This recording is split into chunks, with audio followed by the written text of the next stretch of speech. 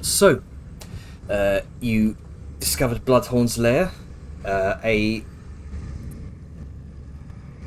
You attempted to lay an ambush with hunting traps that proved ultimately futile, as the creature's keen senses detected your presence among its. Excuse me, it got by one of those hunting traps. Yeah, well, I'm getting to that. The real MVP. It did detect you. It spotted you all and seemed to turn invisible, circumventing your not circumventing your trap, but it did ambush Liska, the closest among you, revealing itself from a cloak of magic. Its magical nature became evident, and a fierce battle ensued outside the temple, where Bloodthorn's magical potency was displayed through numerous draconic markings branded on its sides, which it used for shielding spells.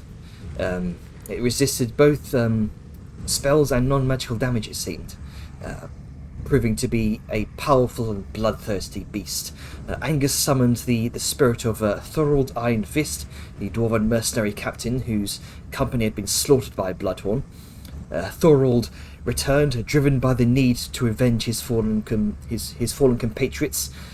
Bloodhorn attempted to flee in the lair, but was indeed caught by one of Liska's hunting traps. Struggling free, it continued inside, with everyone in hot pursuit. In desperation, it tried to escape via a Dimension Door spell, which Dajar swiftly countered. The chaos of the fight seemed to alert something deep within the temple. A group of Sarask, the first you've ever seen, besides Talali, I imagine, emerged to assist Bloodhorn. These humanoid saurians of varying shapes and sizes rushed in to help, but they were too late. Thorold, briefly brought back by Angus, dealt the final blow with a spectral crossbow bolt to Bloodhorn's eyes.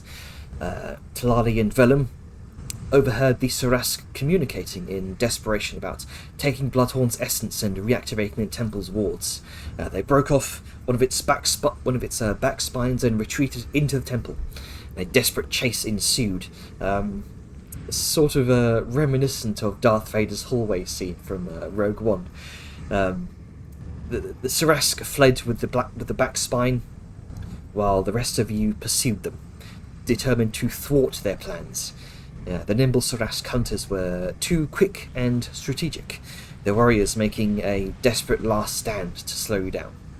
The temple sprang to life after seemingly millennia of slumber, with ancient runes glowing and magical energy across the walls, and the last survivor fled with the spine, leading you deeper into the temple's depths, where you encountered stone sentries that shot lightning at intruders.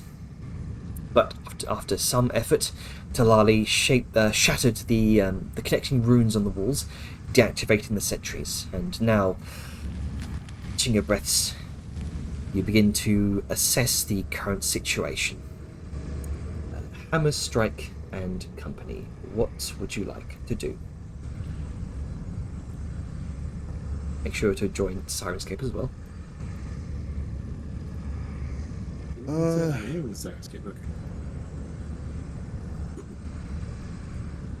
I think with every apparent threat taken care of,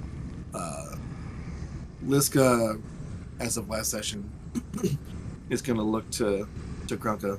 Just be like, "Hey Grunka, Yeah. you want to go help do some harvesting on Bloodhorn?" Okay. Great. Angus. Oh yeah, I Alright. hold on. Let me. Bzz, bzz. He's just staticking from the things over. You know, if you touch something metal, that goes away. Oh, he touches his own cast iron pan. Static. Static finally disperses with it with a shock to the finger. I think it's. I didn't say it would feel good, but it would go Oh, away. that's spicy. Why is it so spicy? Why is it so spicy? I love that. instantly on the word spicy, and he grabs his stomach. Well, I could use something spicy about now. Well, What do you Grunka and I are about to how do go you off feel and about start. liver? Do I feel the No, I do not. But Do not feel the leather. Grunka and I are about to go up and do some harvesting on Bloodhorn. I know that you probably want some exotic meats. Do you want to come help? Do some, Why, yes, you I know, do.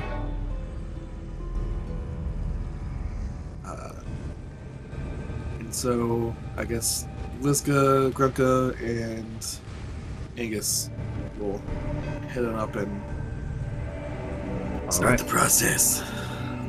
So I suppose we don't need to change scenes right now. We can just do that from the actual harvesting sheet that I've set up. Here to the man. And at this point, Dejar's just gonna take her Lightstone Fafnir and just run across that rift and close it. Alright, you kind of examine this rift. Make me an Arcana check, real quick. Actually, Will do. you did an Arcana check last time, didn't you? I did. You did. Did 26. I'll just pin this. Oh, maximum pins. I'll just say it. So, upon closer inspection, this is definitely not any sort of natural occurrence. The energy sort of radiating, the energy radiating from it seems to suggest recent magical activity. The pattern and residual magic indicate that this was caused by a powerful nature spell. The magic is still lingering, indicating that it was cast within the last few minutes.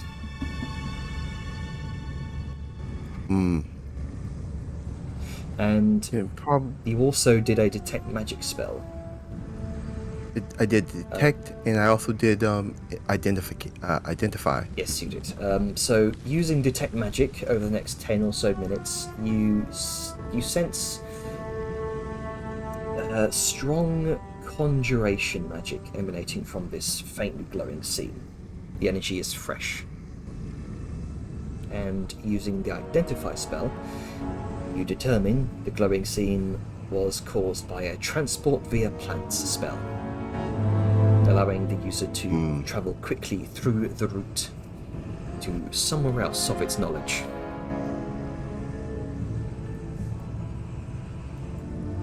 Well, I got him now. I'm gonna close this up. And she takes this Lightstone Fafnir and starts sealing it. You draw it across the route, up its length, and eventually thing seals up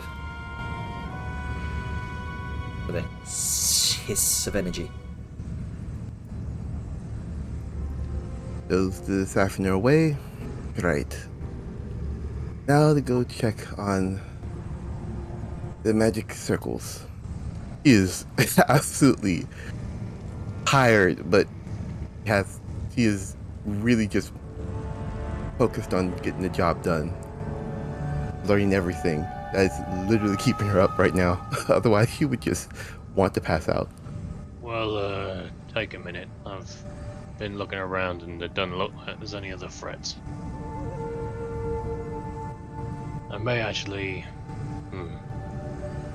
Vellum both just through the fucking thing that they have and just looking at a tired neck. Gonna go, you know, I think after what we just went through, I'm gonna go see if anyone wants to set up camp and just, you know, rest. That probably be ideal. I can't cast any more spells except my cantrips at the moment. I mean, I could do ritual spells, but that's gonna take a little longer. I figure while you do everyone's that, knackered, so I'm just gonna go get a feel of the group's thoughts on it. you do that while I just So you know, look at Liska, Angus, and Grunker aren't present Oh yeah, I know they're on not this there. map right now. I'll pay attention. That'll be Um, a first for you, not wandering into stuff. I wonder if this stuff affected. Janner, question. Yes. The harvesting Yes. does holding Alt allow me to? Would that do advantage? I on these? think it will come up with like a prompt if you want to do advantage or not. But just in Yes. case, hold Alt. Okay. And secondly, with guidance, we get a 1d4 from these as well. So Mm-hmm. Yeah. It also, it might come just up with another random thing. Mhm. I mean, yeah, if it does, I'll definitely do that. We'll see in a second. But also, for the overall thing, if we have like more hands on this, would it be able to cut down harvest time? You know what? I'd say it would half it. Cool. Alright, so let's check this out. Yeah. Similar to crafting, it would half the harvesting time. Oh wow, it gives you a bunch of stuff.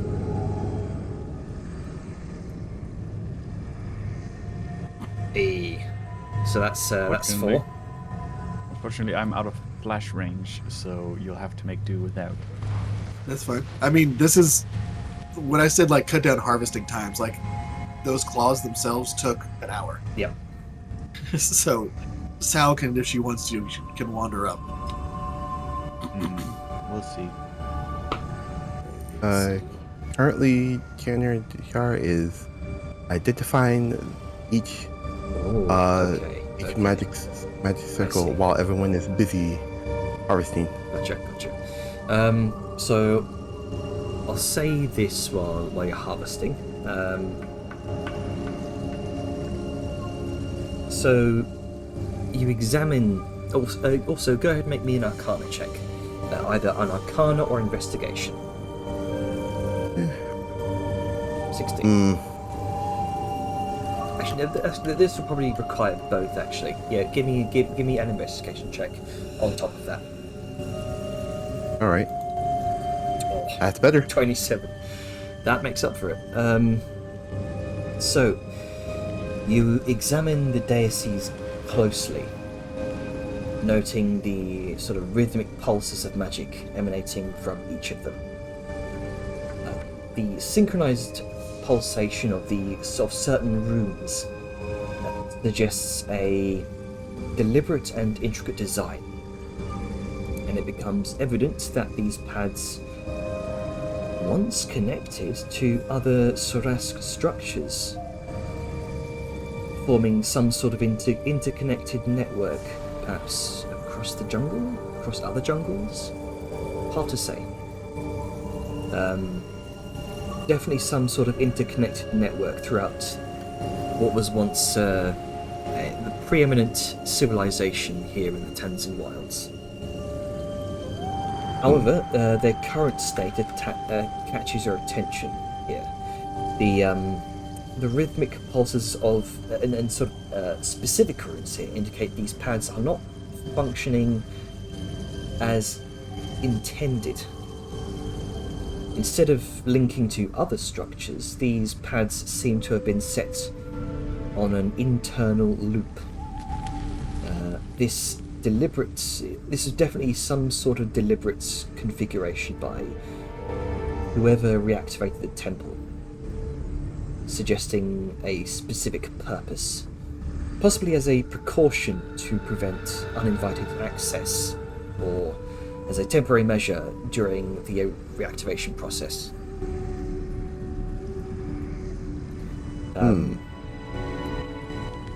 With a 27, if these pads can indeed link to other ancient Sorask sites, resetting their configurations could unlock lost knowledge and artifacts, offering potentially significant advantages, but the methods to do so remain lost, known only to the individual that has reactivated this temple.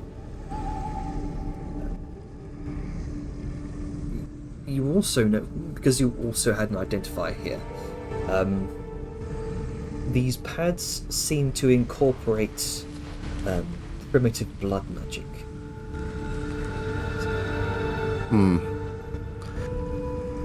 Of course. Okay. It's similar to how Bane enchanted weapons are crafted. These pads can sense the blood of a Surask, and it's this blood sensing mechanism that implies that even in their looped state, Surask users might control their destination, while non-Surask users are at the mercy of random magical fluctuations. So, are you saying if I had vials of Thras blood, would it help? Potentially. You gather Seems that like the internal loop here refers to this room only. So if you were to, say, step onto this dais, it might spit you out on one of the other three in this room.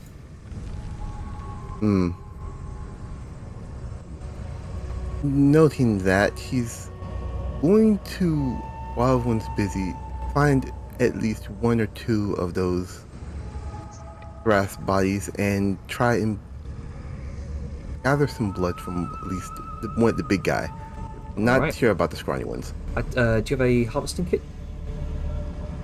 I do. Alright. Are you proficient in it? You should do, given that you're now a member of the keep. Yep. All my right. HUD. Fucking You- teeth. Go ahead and make me a survival check. Sorry, not a survival check. Roll with your harvesting kit. Yep. Let me. We got something That's- other than teeth. Yay! Hey. I mean, we can do a lot of stuff. I know, Yeah, it's just so there's many a- teeth. You there's got a like lot. 200 teeth. Yeah. Let's see. Jenny, just to give you a heads up, the macro for the eye gathering is wigging out. Oh, hang on. It says, like, let me tell you. There was an error in your macro syntax C console at 12. Oh, motherfucker. Oh, that's why. Because there's no pulls left for the eye. Let me go and reset that. I'm gonna give this a roll. Oh, And then- a 19. Expression. Honest. Oh, I see. Hang on. That's why. There's a weird expression. A That's fair. macro. Okay. There we go. Try again.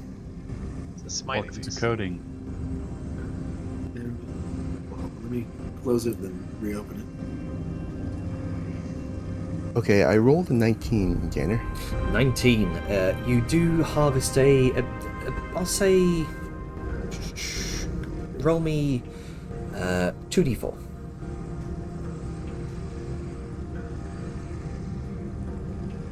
Balls. You harvest a total of 7 vials of Surask blood. Enough, You never know when you'll need Sarask blood. considering we ran those fuckers. It's always good to have. You also said you wanted to, or you wanted to tell the group what else you've discovered. Yep, I'm just gonna be waiting Well, okay, a little okay, bit Gotcha. after they're done harvesting, because Mhm. noticing last time when we tried to harvest Dragon's body, it took quite a bit of concentration. So I'm gonna leave them do the work. Yapping in your ear. Gotcha. So I will also say, let's see, if we're cutting stuff in half. 1, 2, let's see, 1, 2, 3, 4,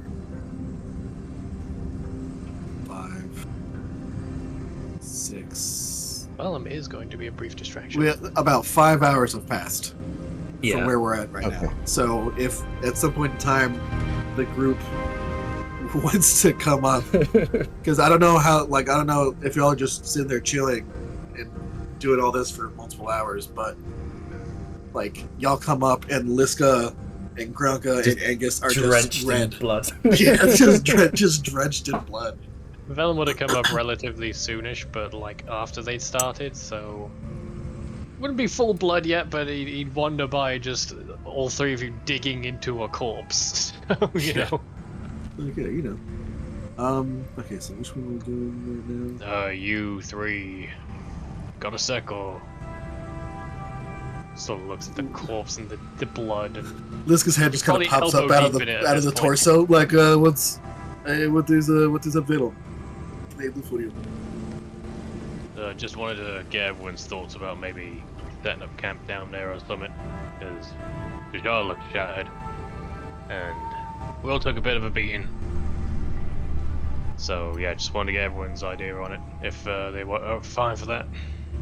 No, yeah, I'm fine. This will take probably the rest of the day. Oh well, if that's the case, I'm gonna go get everyone from the tower and bring them down. But yeah, Angus, your tower's probably gonna be empty, Are so if we- you want to pick that up at some point, just Are let me we know. gonna be bringing them down here, or are we going back up there? Well, I did a look around down there. Doesn't seem like there's any more danger. And it's only got one entrance, so seems safer than being out in the wild. And plus, All right I think, then. I'll go Dejar's collect the I tower. think they want to look at. Yeah, let's take a 15-minute break, and then we'll come back. Stretch break. Yep. Crack out the gas in your joints. Maybe a few beers, I guess. Oh, well, I mean, if you insist, he's already taking out his his alcohol Oh, pitcher. twist me out of my don't you? I couldn't. Boom! As he corks it for the beer spout. I couldn't imagine that would hurt this process. If you're sure, and he's already got a Liska-sized mug. It seems he's made, and he's put it in front of her. Liska I will think partake. you're gonna go. Oh, I couldn't. I mean, we've worked really hard these last few hours. I think. Oh, you gotta stay hydrated. Yeah, I'll leave the jug with you, lass. And then I'll just. And he takes out his flask. And he starts swigging it as he's walking up the stairs with Willem.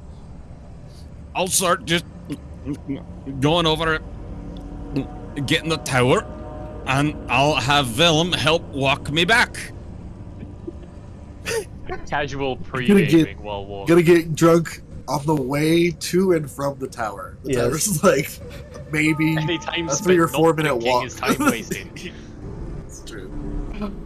Listen, all right. There's a lot of germs with the corp. I have to use the alcohol and sanitize myself. You know? On Uh-huh. the inside. Oh, I will. Yeah, the insides need to be clean too. That's true. I will say Liska will at some point in time. She'll probably just start once they're all covered in blood. She's gonna be like, okay, time to squeeze you off the blood because we need to also get the blood too. So she's gonna be like, "Yeah." Yeah, the sponge. Can you use your prestidigitation stone not to make it just evaporate, but like roll Oh, no, they're off of collecting you it. into like? I don't know. I was thinking about I when we think- were joking about just being covered in blood. I was like, she can use that, but it's like, no, I think that actually just literally gets rid of it. It's like, yeah, snaps if it away. you, Oh yeah, damn. Okay, we can't yeah, do I that. think prestidigitation would like just disappear the blood altogether. You're not harvesting Yeah. that. Magically removed. Yeah, then we won't do that. Oh, that'd be cool if it makes it just like roll off of you into a puddle. It'd be fun. Oh, that would have been so helpful. I mean, could you? Yeah, gross. So just saying, it's okay if not. But we are 70% water. If anyone has control water, Now, eh? I have a The cantrip. poor man's hold person. I have- Fortunately, I skeletons literally- are immune. I literally have a cantrip about controlling blood. I mean, if, There if, you go. if you have a Well, cantrip, blood's just iron-rich water. If sanguine With some control, other so stuff. yeah, you did I can do that. You did make some iron from goblin blood. Oh, those. Yeah, I know. And here I thought, And then I Oh. turned that into a tool to kill more goblins. That's a vicious cycle. Yeah, yeah. So I'm you're heading back to the tower. making your way Where back we to the left tower. You can see. You initially have a hard time remembering where it was Where did we park? until you. Angus holds up a little fob. All you see is just massive lines of trees. And then you remember, oh right, the Jar cast hallucinatory terrain on this. And you can Where the fuck's my tower? Oh, that's right. I can't see the tower. Right, hang on. Buddy. there's a silence. Alright, not in this spot. I'm gonna go along a little bit more. Buddy, we're Or back. are we in the right spot and she fecked off again? Well, I should hope not. I'm noticing a pattern. Well, after the last time, I hope she doesn't go wandering off. Yeah, especially because she could get eaten by a dinosaur. We should bring her to fight a dinosaur. Let's put her in danger and put the fear of being eaten alive in her. We won't actually let her get hurt, but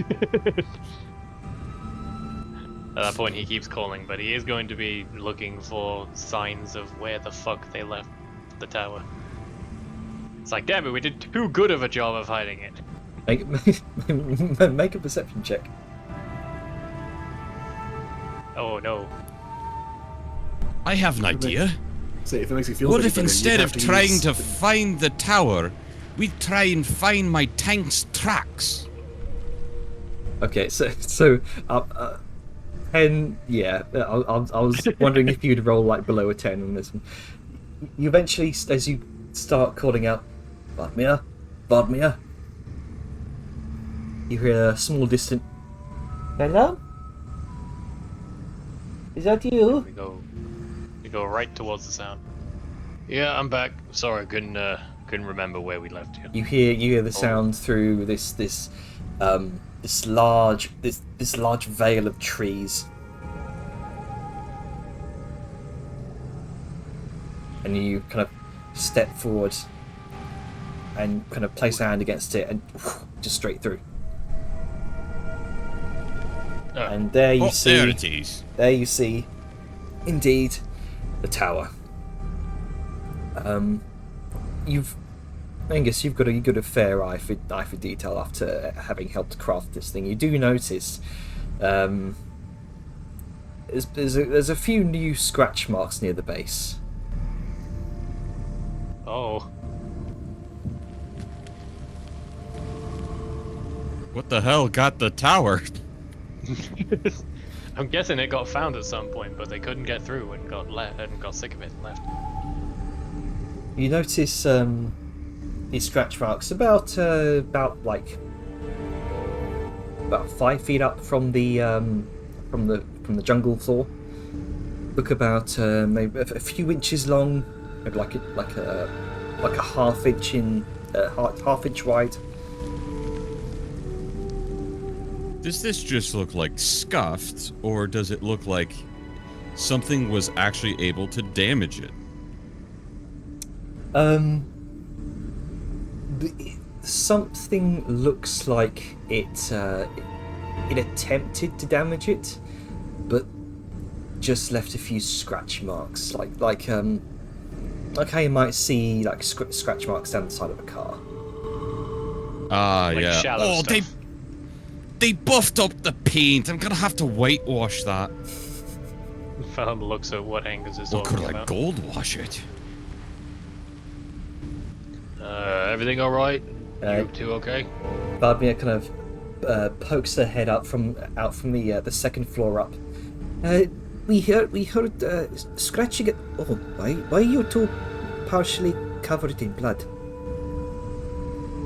Lunch. Good hungry reasons.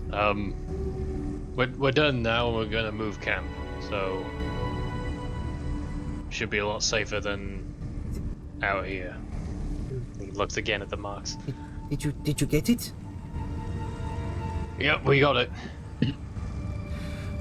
There's this visible sigh of relief from Vladimir.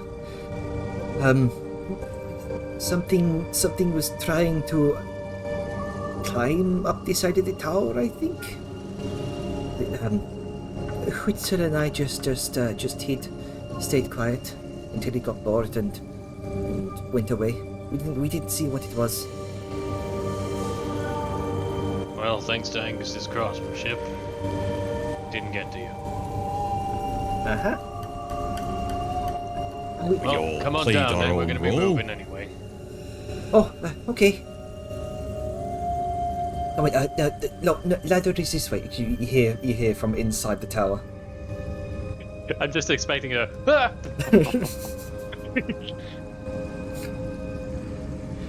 All right. So, a rather scared Huitzel follows Vladimir out. It's okay. We're within their company. We are safe. Yep, and there's somewhere inside we're taking a look at, but it seems safe and secure enough that we could probably set up camp down there. Inside, down there, did you find like another big tomb, like the what was it called? Tomb of the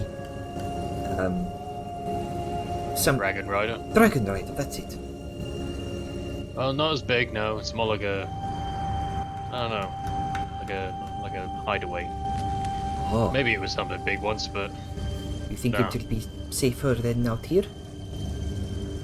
well, there's only one way in, and we're not out in the wild, so good a place as any. Okay. Though, Jenner, at this point, Yes. like just before Vladimir came down, Bellamy is going to like use his cloak to try and hide some of the more egregious parts of like, you know, his wounds and the chunks of his armor missing where Yeah, teeth okay, have gone through. Okay. So I'll I don't know if say you want- just make me I'll say sleight of hand check.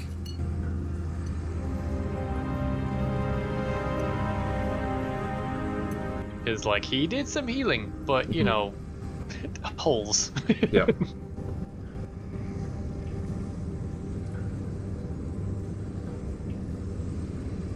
All right, we all good to get moving? What's Vladmir's passive percent? Okay.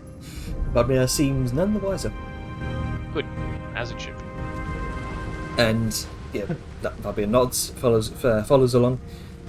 Oh, one moment, and she kind of scurries back into the tower, goes up, grabs her raven feather cloak, and comes back down. Okay, I think we're good to shrink now.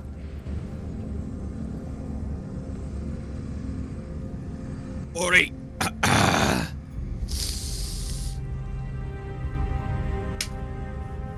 And he says a magical word as everything begins to shrink. Over the next, like, minute or so. He just lets all the air out. Grinding of stone echoing through the jungle, and it comes to this small tower-shaped totem. All right, come along then, buddy. Okay. And she kind of clings to your arm, just looking around warily at the rest of the jungle. You notice Don't worry, I got you. she seemed initially a little bit scared when you first saw her poke her head out, but she seems a lot more relaxed now that you're here. And now you know why I didn't want you running off. It's not all friendly giants. Understood. And he will like take his shield arm with like shield still attached and just sort of put it the other side of her Mhm. as they walk. Yeah. So eventually, you make your way back towards the large ruined temple. where as you kind of crest over the stairs and into the temple entrance proper, Vadmir's eyes go wide and oh, that is why you were almost covered in blood. Yeah, Liska's sitting there with Grunka just like on like top of the corpse, just kind of sitting and chilling, Yeah. just drinking. As you do. It's like, oh hey, buddy, how are you doing? That is Everything okay? a big creature. It was. It's a big lunch is what it is. It was a big creature. Yeah, Oh. we're breaking it down into smaller pieces. Now it is 67 smaller to medium-sized creature. I'm not sure A lot of good things that can be used to I'm not make sure things. that's how that works, but sure, whatever. Broken knowledge. A lot of good The useful animate things, objects, yeah. that is. Yeah. No sense going to waste.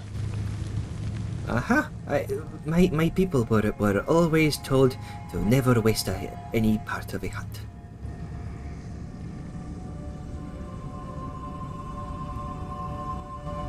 Smart people. You need help at all?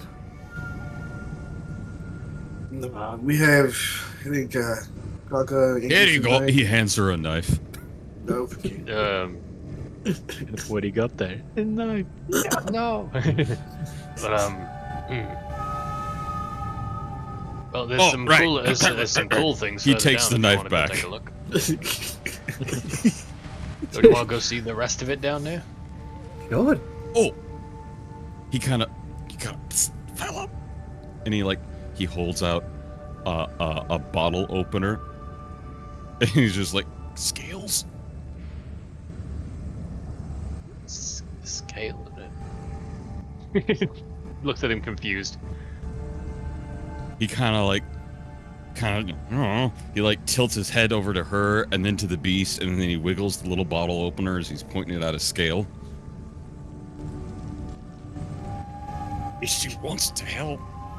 I would like to insight Vadmir. What's her current state of being? Sure. Because she's a bit wary of dinosaurs at the moment, so I want to gauge if this is a good thing or not. She's. Yeah, go and make an insight check. Oh, just a casual. I know my daughter. Yeah. You do indeed know her. You've been travelling with her for quite some time.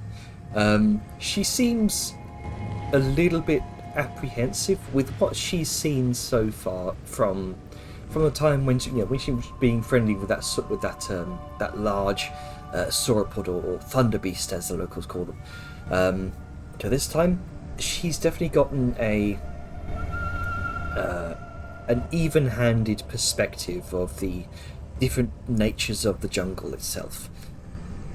Yeah, that interaction has a whole other context now. He'll sort of just lean like a little whisper back to Angus. Maybe another time. There's also. Come on, Verdi, let's go take a look deeper in. Okay. And she kind of bounds off, and with your insight check, she's also kind of looking around this place in wonderment. This looks a lot older than the tomb. It does. It's got a lot of old magic in it as well. It zapped us on the way in, but I've been thanks to Talali and Dajar, it won't. I've been studying some of Dajar's scrolls and writings about old magic while I was in the tower. This looks very strange. Well, it was full of them lizard people. Sorasks, I think. Lizard? I do not know what a Soresk is. Well, we're passing one now, and then we pass the corpse of the big lad. Oh, While you see Vadmir. Dajar collecting her. Yeah, Dajar is also covered in blood and collecting it. why is everyone covered in so much blood? Yeah, here's that. It's like, oh, What did you do to these? Is that what it looked That like? one died fighting. I don't know why Dejara is doing that, but I'm sure she's got a good reason. Yeah, she's hiding behind you, Vellum, right now, seeing the size of this creature. The guy just gives Tia gives Vellum a look like just a slight nod backwards as just holding up the vial. Okay. Once we're all together, I'll explain. But right now, this is fairly important. There's a slight pause. Okay, let's go look at some ruins, Vaddy. Okay, I mean, I guess it makes sense. She is doesn't Dejara deal with a lot of blood magic? I guess, but like, magic's a method. Gotta be a reason. Well, I'm sure Just she do has her things without a reasons. reason. Well, I hope so too. As they round the corner of the yard, it feels like, damn it. I'm sure she's got her reasons. I hope so. Right, let me try. But yeah, while people are busy, Velum's gonna take Vladimir about the tomb, show her all the cool magic shit, Oh, and all the draconic runes in particular. which is the big glowing circles? Don't know. Platforms of some kind that got magic in them, and around here, it's sort of direct to where he saw the crude draconic carvings. These are some runes, not like the dwarven ones. Oh, They- remember, Fable, that Djar said, "Do not touch the." Oh, I know. magic circles. Okay.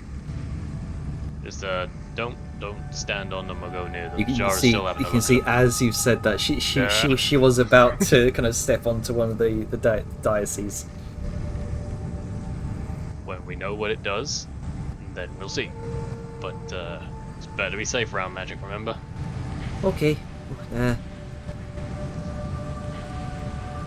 This isn't like any other magic I've seen before.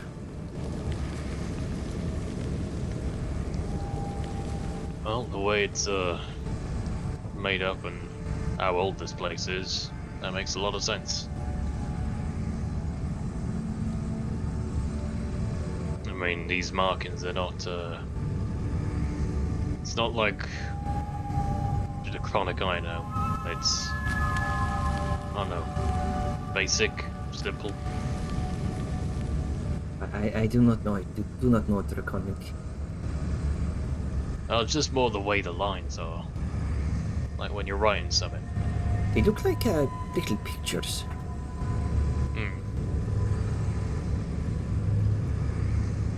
And I'm safe to assume, Jenna, that like just due to the age of them and the way the language has evolved, it does look a lot different and maybe a little rougher. Or very, very different. You can see the same sort of similar gesture of similar symbols reminiscent of draconic, but it looks like it's a different branch of the same language.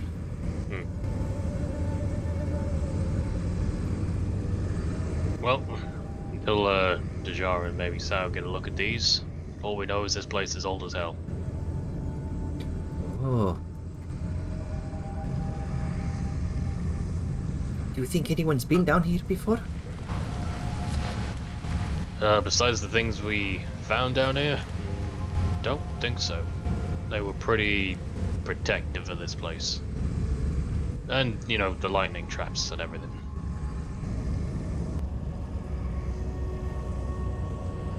So I'd say probably in the first hour that you've been harvesting the creature, Angus, the spectral entity that you summoned simply kind of strides up to the fallen corpse of Bloodhorn. Thorold looks down at it with a grin and puts his foot against the head, gives you a nod. He's going to rummage in his pack and grab out the armor. Thorold's armor. Mm-hmm. And he's just gonna haphazardly rip off one of the smaller spines, probably one of the ones that weren't gonna be harvested and sent off. And he's gonna crack it off with a cleaver and just weave it between part of the armor with the other trophies. The honor is yours, lad. The honor is yours. You can feel that the essence of that spell beginning to wane. Parts of the incorporeal form are beginning to dissipate. But you can sense there's this prideful grin in Thorold's beard, sort of that partially hides his mouth. Thank you for giving me this opportunity. Spectral echoes through the hall.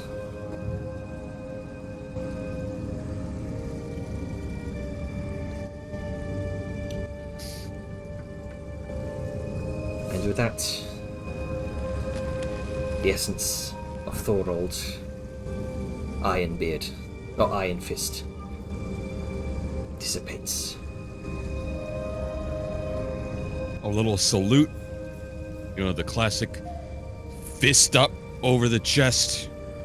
And a little tip of his flask to the ground. Ah. To the peaks of valor with pride, lad. The peaks of valor with pride. Until we meet again. And for that, I'll give you some inspiration. For the whole summoning him to wreak his revenge, having him get the killing blow. Yippee! Hell yeah. What a poetic way to send him off.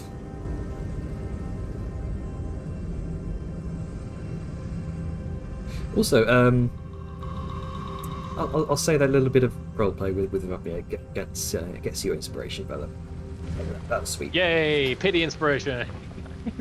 Pity! No, well, Hey, I man. wouldn't say it's pity. I wouldn't say it's not pity. Hold on, Sable. Game is game. I see good roleplay, I give inspiration. Well, thank you. Well, after that happened, the yard comes up to the halls. Do you need any help with anything to harvest from Bloodhorn, perhaps?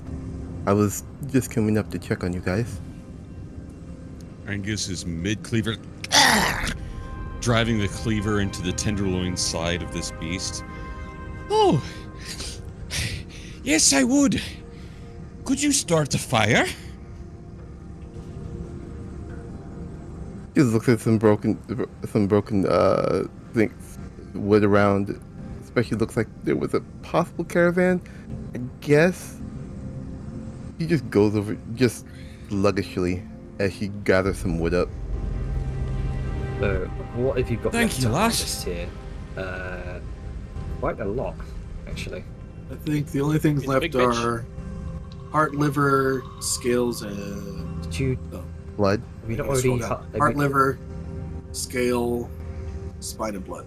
heart, I skipped the liver, heart because it's a 22 DC. heart, Yeah, we'll liver. work on that. Sorry, what was that? Heart, liver, Scale and blood. heart, liver. Heart, liver, scale, spine, blood, like the lower half. Gotcha. And heads up, Angus was gonna ask you to help with the blood, as soon as we make a little bracken snacking. Bracken second. But I can stuck. That's Yeah. fucking Another canon reason now. that Liska was like holding on to the heart is because she knows that carries a whole shit ton of blood. As does the spleen. Oh, So she was gonna like possibly massage out what blood was left in the heart over with vials. I was just thinking, what if we have Dajar and her awesome blood magic make the heart beat to like get that shit out of an artery? I mean, yeah, I rolled. So Hmm. I asked in chat in Discord whether or not Dejars used the blood control thing, and then I made a roll, and internally it was a 12 history, 12 DC history check, and this can roll a 10. So she saw it. She does not remember that Dejar could do it. So if someone else remembers, she'd be like, "Yeah, 100%." But as of this point in time, Oh, fuck it. yeah, Fuck it. as of this point in time, Huh. Liska's just Hmm. like she only saw it once in the middle of combat in the dwarven, like the dragon infested old dwarven ruins. She's not gonna fucking remember that.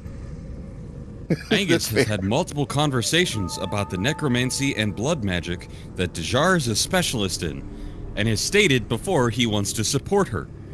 I think he's going to ask her to use her specialty here because it would be very helpful. Okay. How do you feel about that, Avon? Yeah, that's fine. I was like, Perfect! I'm down for it 100%. I'm just saying, Liska, no fucking way, like, no way she'd remember that shit. Just be like, No boy, no, you don't remember shit. yeah. All right. So, I will say, I'll give some sort of bonus to the roll. I'll say +4. Yeah, additional proficiency because it's your literal expertise. Yep. And again, Angus is going to be casting guidance and giving aid. So, and Grunk's helping as well. So, okay. Let's do flat bonuses. I think it can. We'll see in a second. Oh, Christ. Do I I don't get? think you need me. Do I get 2 successful gatherings in one? Like, can I do that? Actually, do we want to push it to above 40? Yeah. Hey, Yeah. Jenner, I know the DC is 19. Mm-hmm. Can I, if I literally double 1 the second. DC? Hang on. I'll say you get an extra. Roll me like D10. We've heard of double dipping before, but this is ridiculous. Okay, so you get Hell yeah. eight extra vials of blood from that. So keep track of those. I'll give you the total after. So for that roll, 10 plus 8, 18. Next roll. Again with the +4 from Dejar's manipulation of blood magic for 30. No issue. And then the final. One more pull. Yeah, no issue. Dejar's blood magic just making the still warm blood of Bloodhorn just flow from the arteries and the veins and from the heart itself.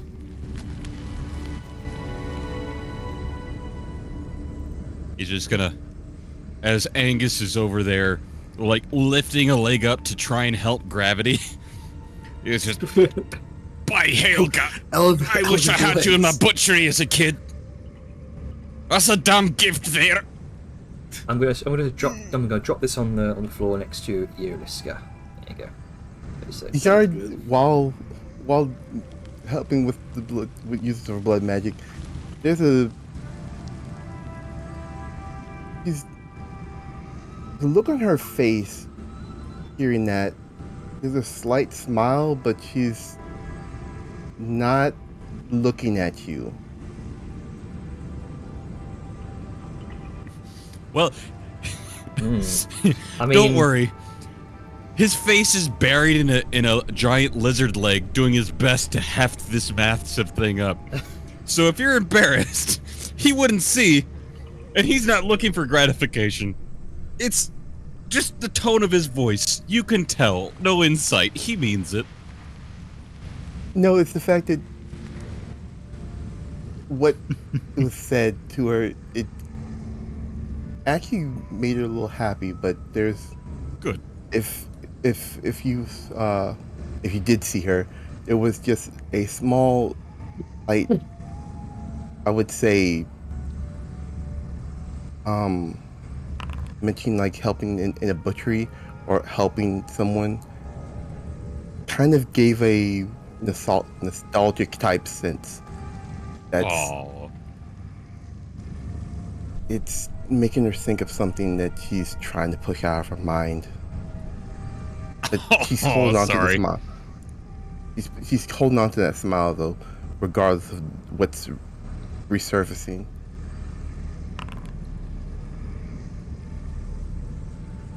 50 scales. Nice. Sorry if I made you feel bad.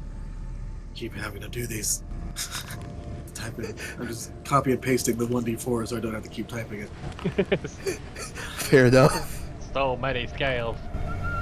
Oh my god. All I the think we've scales. overdone.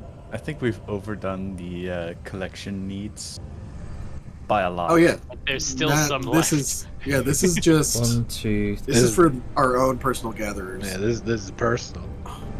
Yeah, we took this fight. Shit got a little personal during the fight, so we're taking a little shit personally. That is the lowest roll. Right? Yeah. That's I think that's the lowest roll I did this entire time. Team effort. And Oh yeah. done. And you never know when, you know, this is a rare named enemy. Valuable Oh, shit. yeah. Oh yeah, there's a lot of stuff that we can actually like create from it. So Yeah. Did And you whatever we get can't the, make from it, um, we can sell. You got the dragon mark tie, didn't you? yes, Yeah. that was one of the. After I got the That was claws, the that was crit. what I did. Gotcha. So That's my that's first crit, yeah. So that's all of it done over the course of how many hours is this? Because it's half Many. harvesting time.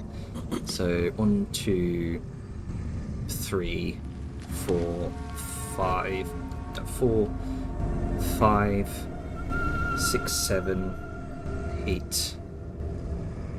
Oof, 9 and 9.5. 9.5. Yeah, so this is effectively the rest of the day going into like nighttime. So let me go ahead and adjust it. Another slightly quick question. This was all, you know, for harvesting for crafting. Mhm. But Liska did want to get actual meat for Angus as well. Gotcha. Can I do like a final roll for that? Just to get Yeah, him, like flank steak and Yeah. you know. I mean, it's not going to be a very high DC because this is just like hacking and chopping some of the meat off for just like a good hearty meal. Yeah, I'm going to. Okay, I'll just look at my base bonuses so I don't have to. So I can just roll this.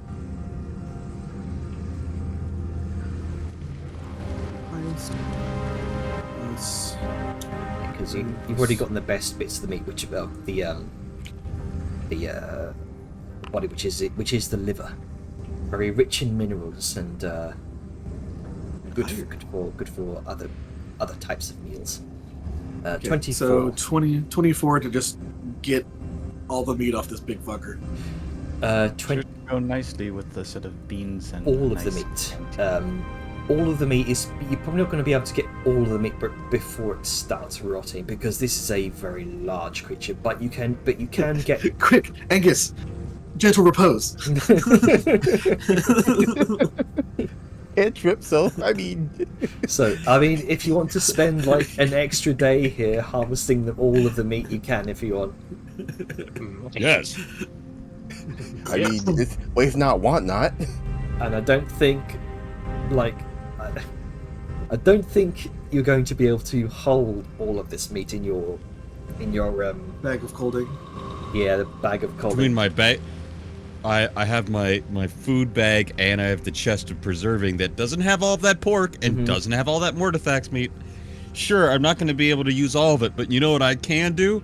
I can start draping that shit over the tank and I can make some fucking jerky. Okay. Jerky boys are back in town. So The boys are back in town. you want to spend Oh, I can put it in the tower! Because that Yeah, you doesn't could. matter, because things in the tower shrink! You get tiny meat. So, Yes! so you want to, in addition to spending the rest of the day That's a harvesting vital components from Bloodhorn, spend all of the next day after harvesting as much meat from this thing as you can. We do also want to, get a long rest in, so spending an extra day to collect as much as we can should probably be fine. Plus, Right. it should give us magic casters an extra bit of time to figure out these runic circles and Sure. other things. I suppose it also gives Nerds. Jajar time to explain what she wants to do here. Mm-hmm. Yeah. Alright then, so if you want to spend like 2 days here, harvesting everything you can from Bloodhorn, yeah, that's fine. What we'll do is I'll set it to be the next day after. So that 24, with all of you helping out Liska here, is going to take a good 8 hours, in addition to the long rest that you take in between the last day and this one. Jar, you had something you wanted to say. Yes. Once everyone gathers after taking a very much large break from harvesting Bloodhorn and coming down to the temple. Right, so figuring out about the diocese here, they require Thoras blood for them to operate. Without it, you would probably be bouncing between the two. Hence, while he holds up one of the vials, hence the reason why I was gathering Thoras blood. On that note, 1 second for said notes.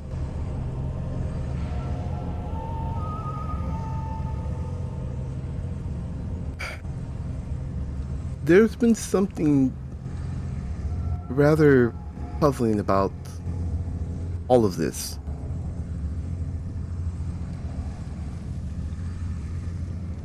Go You on. would think that the Bloodhorn, when she, whatever, it had it made its home here, there would be no one at all. We didn't know about the magic circles, but that still doesn't explain how the Sorasks were able to respond to it being killed, coming to its aid. And besides no one else being inhabited here, there's no tents or possibly cookware. We saw the Dwarven encampment above the plant caves. How did they communicate so swiftly? Because unless there's a magic user that did, as you so eloquently put it, Vellum, mind magic to communicate, that nothing really adds up. Oh, I just figured they were down here and us fighting the thing made a big enough ruckus. Or you thinking there's more to it? I really think there's more to it, to be honest. That's where you come in, Tanner, with the explanation here, because I cannot say everything sure. that you gave. Yeah, I can go ahead and say it if you want. So Yes. what you discovered here, the magic within this temple is ancient, rooted deeply in natural energies. Yet it exhibits a surprising level of sophistication for its time. The ancient language inscribed here across the walls is composed of rudimentary pictograms and hieroglyphics. The symbols seem to channel primal energies into what can be best described as, quote-unquote circuits. Although they're crafted purely from stone carvings and primal magics, the elegance of this system seemingly lies within its simplicity and its It's remarkable that such mechanisms have endured for thousands of years, even predating the Akteshi structures. And this longevity is seemingly some sort of testament to the extraordinary craftsmanship that went into constructing this place. The Saurian markings and engraved art unmistakably indicate that this temple belonged to the Sarask civilization, people who inhabited this region many millennia ago. And it appears that the Sarask have only recently rediscovered and somehow reactivated this ancient site. The person responsible for this reactivation seems to possess a deep understanding of an ancient form of magic, distinct from traditional rune carving, but nonetheless potent in its primitive and primal nature. It is plausible that the Sarask once had a highly advanced civilization for their era,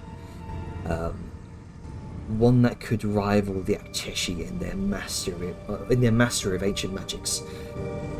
However, the grandeur of that civilization has been lost to the sands of time. The current Sarask tribes, fragmented and frequently at odds with each other, are but a shadow of their illustrious ancestors. And indeed, these 4 teleportation pads probably served as some sort of network that connected various points throughout their civilization. Right, possibly other ancient structures that lie within the Tanzan wilds and possibly beyond. But how did this group of Sarask respond so swiftly, or at least attempt to aid Bloodhorn? There's no evidence of other creatures inhabiting this place besides Bloodhorn, as indicated by the obvious remains of its kills scattered around. It's strange.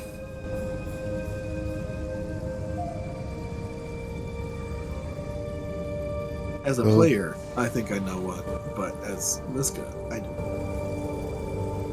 As a player and as Vellum, I don't have a fucking clue.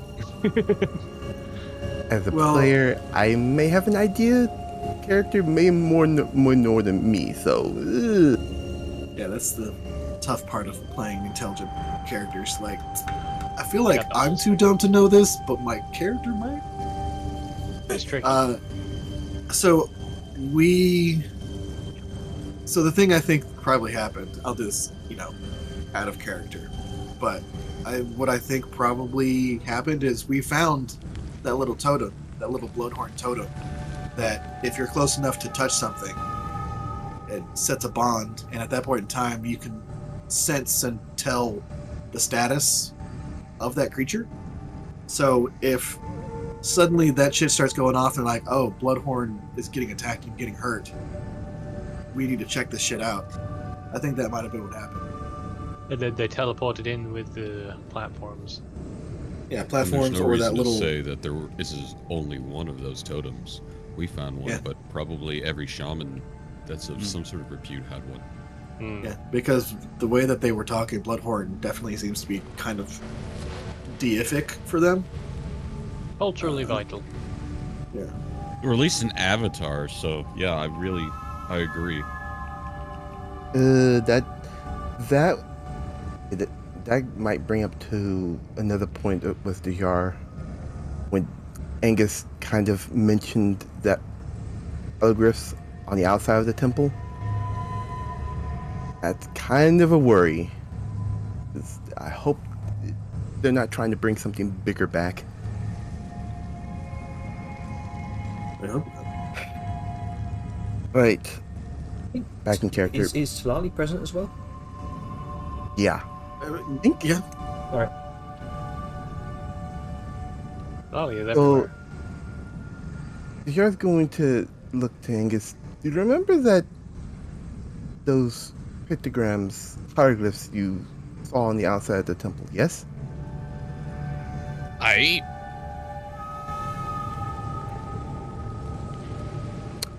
I remember. This is odd, but I've been thinking about Bloodhorn and a certain moment in history where they were dealing with something much, much larger and harder to kill. Oh. It really, yes, it's maybe me mispronouncing it. Fucking trade tongue. Tor Ask, I think is the name of the creature. Yeah, I have the no idea Tarask. what that is. The Tarask, it is a gargantuan, enormous creature of destruction and mayhem. Wherever it goes, Oh, great. it leaves nothing in its wake. It took I, all the living gods to put it down, and even then, there are rumors that it merely sleeps. well, being an avid scholar in this woman's mental, the records are correct. It is asleep under a curse sealed to be there.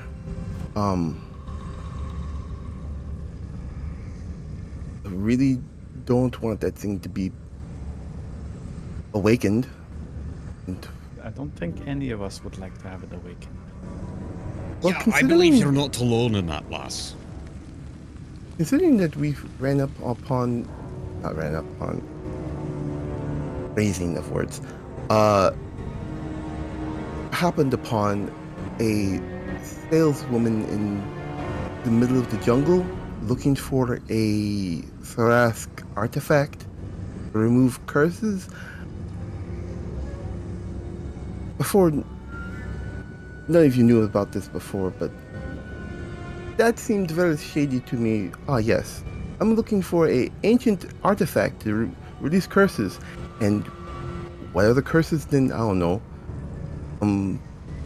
Big Thrask sealed away. If he found it and the Thrask find it, I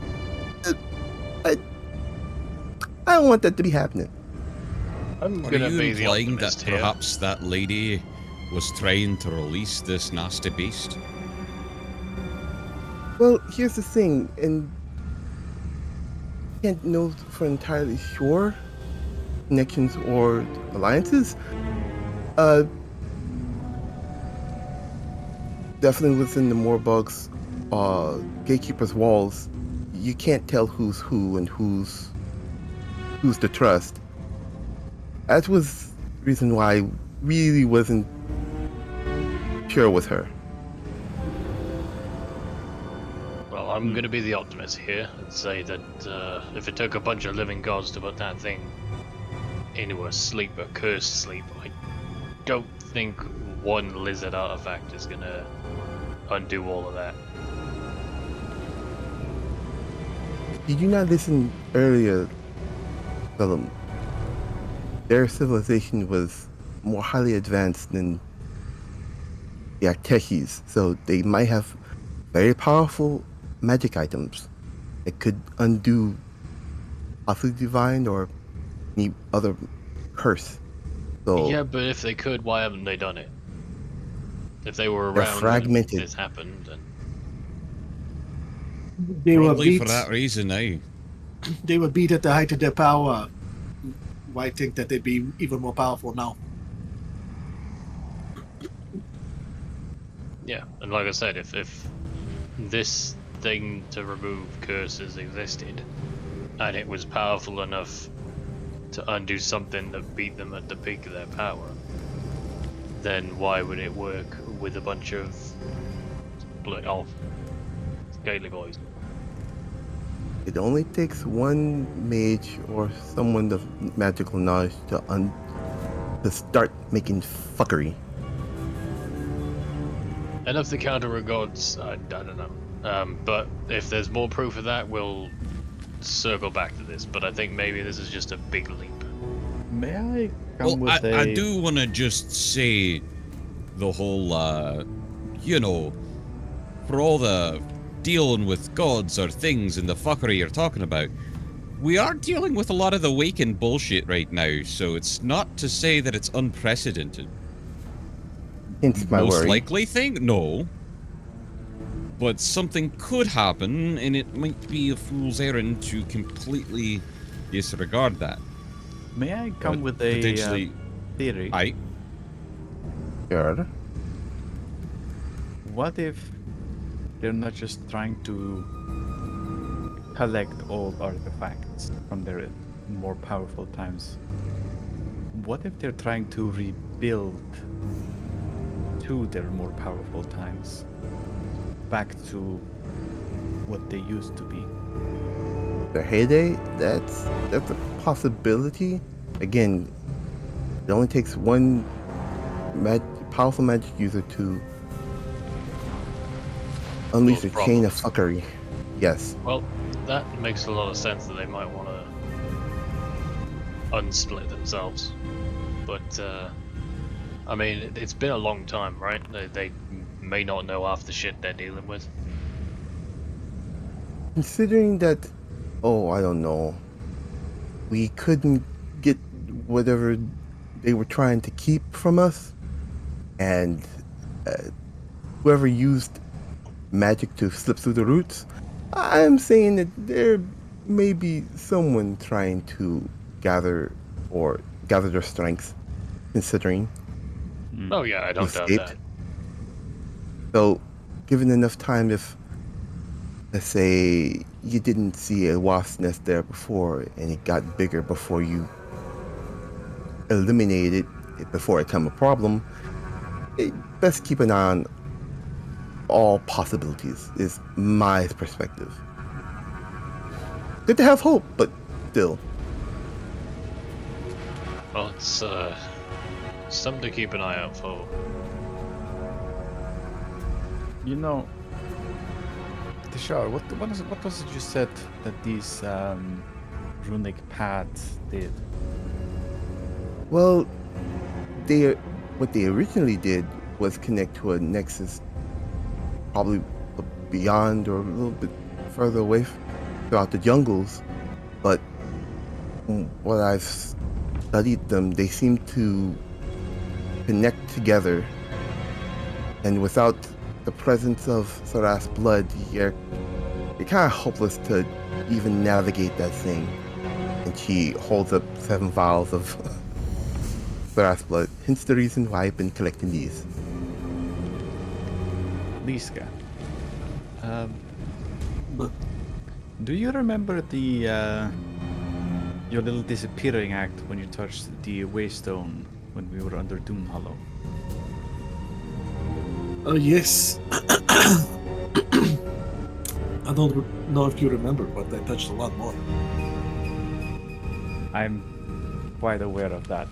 As Sao sort of fishes out broken Waystone pieces from her bag of holding. You still holding on to those? Yes, I've been kind of studying them for a while. Anyway, Yielded anything? not so much right now. They are, as she sort of wiggles it around, kinda broken. But, you know, curiosity. But no, the thing I want to point out here is, if these paths can move you from, you know, one to another, and these Sarask are a fallen civilization, what if they're trying to rediscover older sites? As she sort of gestures to the 4 teleportation paths here. Well, chances are they probably found one of these and eventually figured out what they did. And for anyone, any group of people, an easy way to get about, especially in this dangerous, dense jungle, do a lot of favors in whatever they want to do. So that tracks. It does seem like it would be easier for them to move through the subterranean, or by trying to find these ancient magical conduits, these teleportations type circles. It makes sense.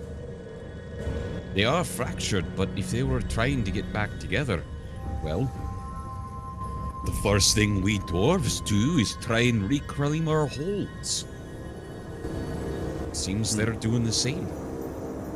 And if they're split up, then a way to get around is even more important. Right. It doesn't matter if you're fractured.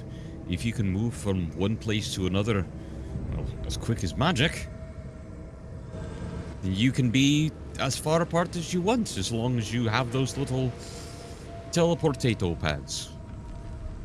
And you can be quite a thorn in someone's side if you were militarized as well. Aye. Is it possible for you to, like, track where these connect to? Yes and no. Usually, as she again wiggles the little waystone piece, usually you need two places that are interconnected. However, we have no idea how their magic works. Each magic is slightly different. Orcish magic, for example, versus dwarven magic. And tribal magic is entirely different from the magic we use now. Different principles. That's for sure. Different methods. In martial terms, it would be similar to practicing different forms of how to wield a sword. I mean, yeah, Same but tool, I different can. technique. I mean, but I can also watch and study someone doing something and then replicate it. But that takes Oh. practice and time. And currently, the caveat with magic is, as she sort of makes a wider gesture, it's complicated. Oh, right. I forgot something. They've been set in a loop. I was trying to get to the important parts. This kind of fell to the wayside a little bit. Sorry. Or what? They've been set to a loop. These daises have been set to a loop. No, What does that mean? like I said, rather than how they would originally be connected to a nexus, whoever recently discovered them, they teleport to each other. But you said That's if just we one had after the other. Sarask, but you said if we had Sarask blood, it would not do that, right? No, I said it needed Sarask blood. I didn't say anything it would fix the problem. Can you change it back? Like, how did they I- change it? I don't know. I'm gonna try. That's the reason why I got the blood. Oh, okay. Hold on, everyone. Cool down a minute. So it sounds like what you're saying is each one of these portals is like the end of a spider web. They used to all go in the center and you could do everything you want, right? The center of the spider web's gone, so now it can only go from one point to the next, from A to B, from B to C, and C to A. It's like in Yes. a loop, a circle. Yes. You have I'm to have the trying- blood in order for it to work. Mhm. But we don't know if there's a way to make it to break that loop. Exactly.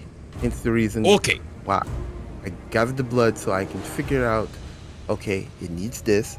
How am I going to fix it from looping? Hey, Janet, Well, Yes. can Liska go up to one of the platforms, like the circles, Mm-hmm. and she has that helm of comprehend languages. Yes. And it allows her to read any written language that she sees. Can she read what the Saraskian? Sarin Sure. language says? Indeed, this as you kind of press a rune on the side of the circlet. Kind of making your way up to it. This is excuse me. This is indeed draconic in nature, but a strange, like a strange dialect of it that seems to have branched out from the original draconic language. Though you can still just about make out what these runes are. They are. It's not a sort of a readable language. These are spell runes, but you do definitely understand. Okay. These are. Well, I do want to say, just so you don't give me away Yeah. stuff that you should. Sure. Comprehend languages does specify that it can't decode secret messages in a text or a glyph, such as an arcane sigil, that isn't part of a written language. So Gotcha. if this magic is part of a written language, then she could. But if not, then she'd just be like, "This is Sauron. I Mhm. don't understand it." Yeah, this is Saurian, a subset of Draconic. Okay. Yeah, that's about all you know. And from what you've Okay, heard, cool. probably spell runes. Gotcha. Liska is just gonna then, like, while they be discussing this, she's gonna be like, "Give me a second. I'm going to look around." And she's going to see if she can find any other writing, Mm-hmm. like on the walls or stuff like that. That's actual writing, because sometimes people put stuff down. Mm-hmm. All right, so go ahead and make me either a perception or an investigation check. Can I help which- since I've also been around here a bit? Sure. There you go. Great. Advantage. Go. Can't you also Yo. read Draconic? Shit, I'm letting them do a thing. Dirty 20. 20. Oh. Let me see here. Here's my notes. Like if one's like Philadelphia, 20 miles this way. Yeah. Like if there's labels on these platforms. From what you can gather, there's a few that stand out to you.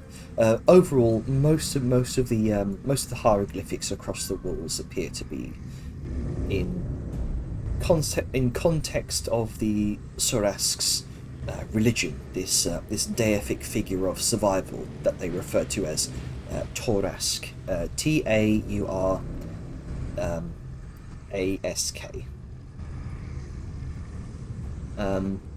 You can see various images of ritual sacrifice to this deity. A few interesting notes here that stand out to you as well. Over here, partially obscured by some large wrapping tendrils, you see notifications for, or at least hieroglyphics that seem to vaguely translate to observatory, or some sort of way to observe the heavens, these celestial events. There's also to the south over here some sort of temple dedicated to the sun. Again, this is all very, very broken language, but it's the best you can make out. And then there's something over here related to burial sites or some sort of cyclical nature, some sort of place dedicated to the cyclical nature of life and death, or a burial site somewhere. And here, best translation you can make out is holding pens. All right. The big bestial face over here is a little bit of a giveaway.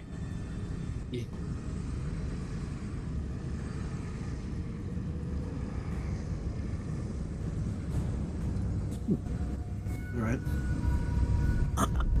They can't Let's be go, all Will. bad though, because they worship the sun. Sure. Okay. Mild Let's go. thinks We'll being just- impart such information to the group.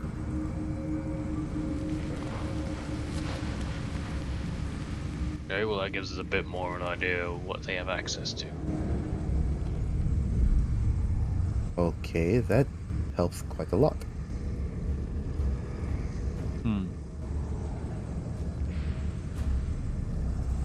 Observation of the heavens. That would mean a relatively high spot unobscured.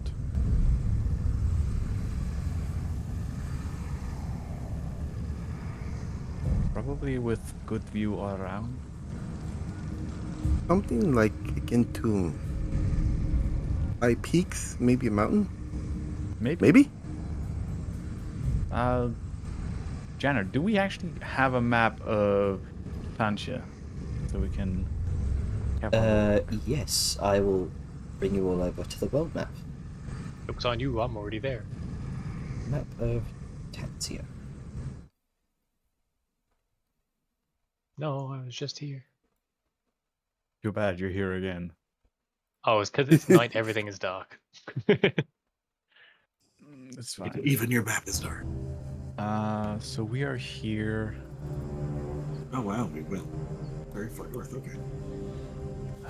If we want to have an unobscured view, That'd either be these mountain ranges to the south or some of them big ones to the way north.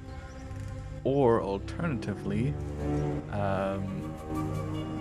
maybe here. Ping it again, cause I. That's sunken into the ground. I don't think. Oh no, you misunderstand. That was the Temple of the Dragon Rider. Yeah, but like something where they can get a controlled view of the sky. Something temple-like. I still want Doesn't to it- hedge my bets on mountain ranges. There's also that. This one seems more close than anything else.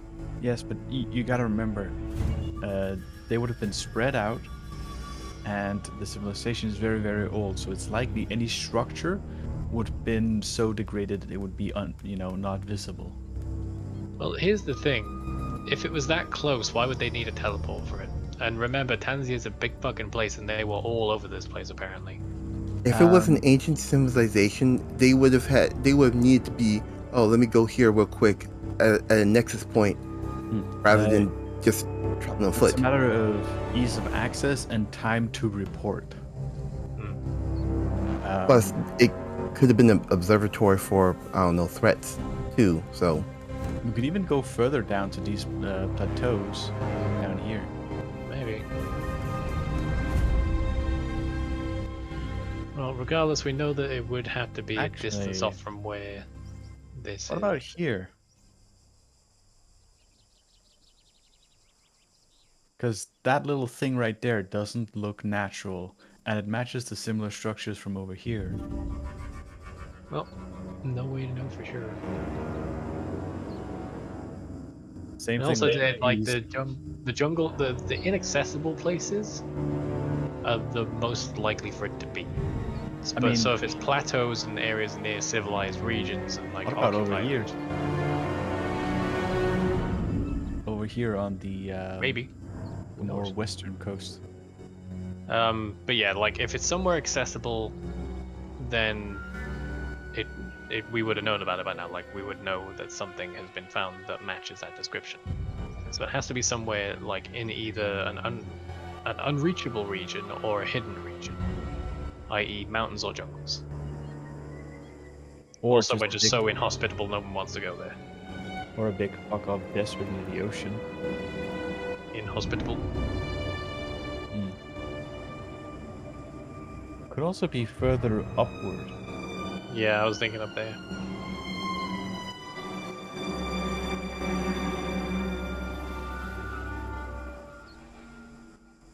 I don't know what this Sauron ass looking motherfucker is, but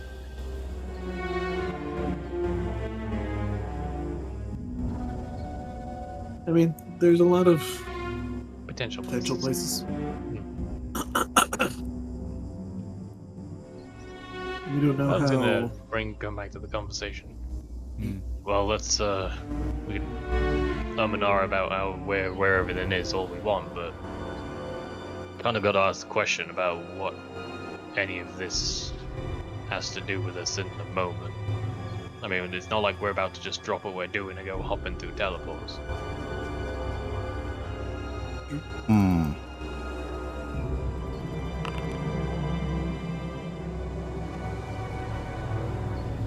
Even if we could figure out what's going on, and even if we did want to go through them, chances are we're going to be showing up to a bunch of not too happy scaly boys, and we'll be in a place we don't know about against enemies we have no idea about, with no real reason besides let's find out.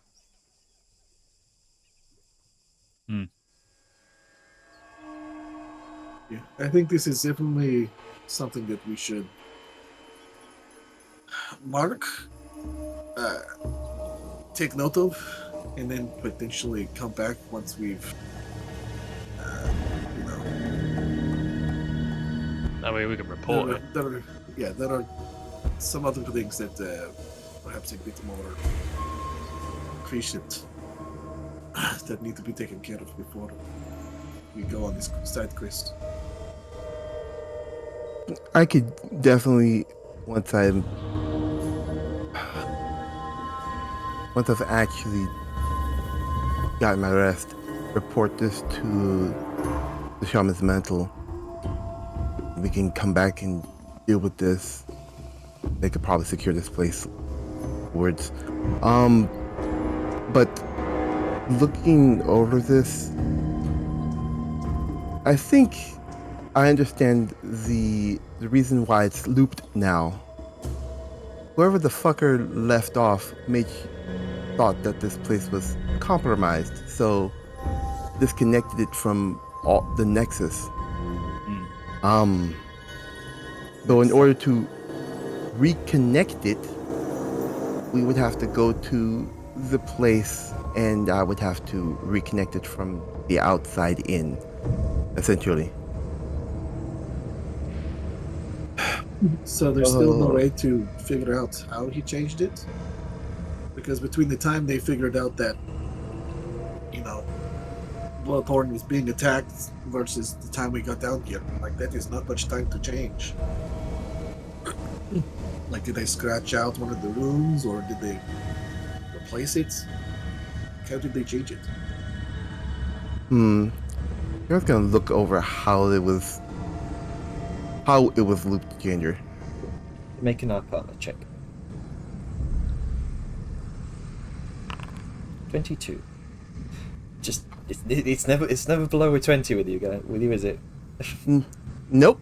No, Um, he's built for this. It's like Velen with insight checks. He Yeah, knows yeah, yeah. people neck nose nerd shit. So, as you further pore over the runes around these around this diocese, it's strange. Indeed, in order to reconnect these teleporters to the rest of the network, you'd have to go somewhere else in the network, such as, say, the holding pens, and then reconnect this temple from that location. You would have to... It's been severed from the inside out.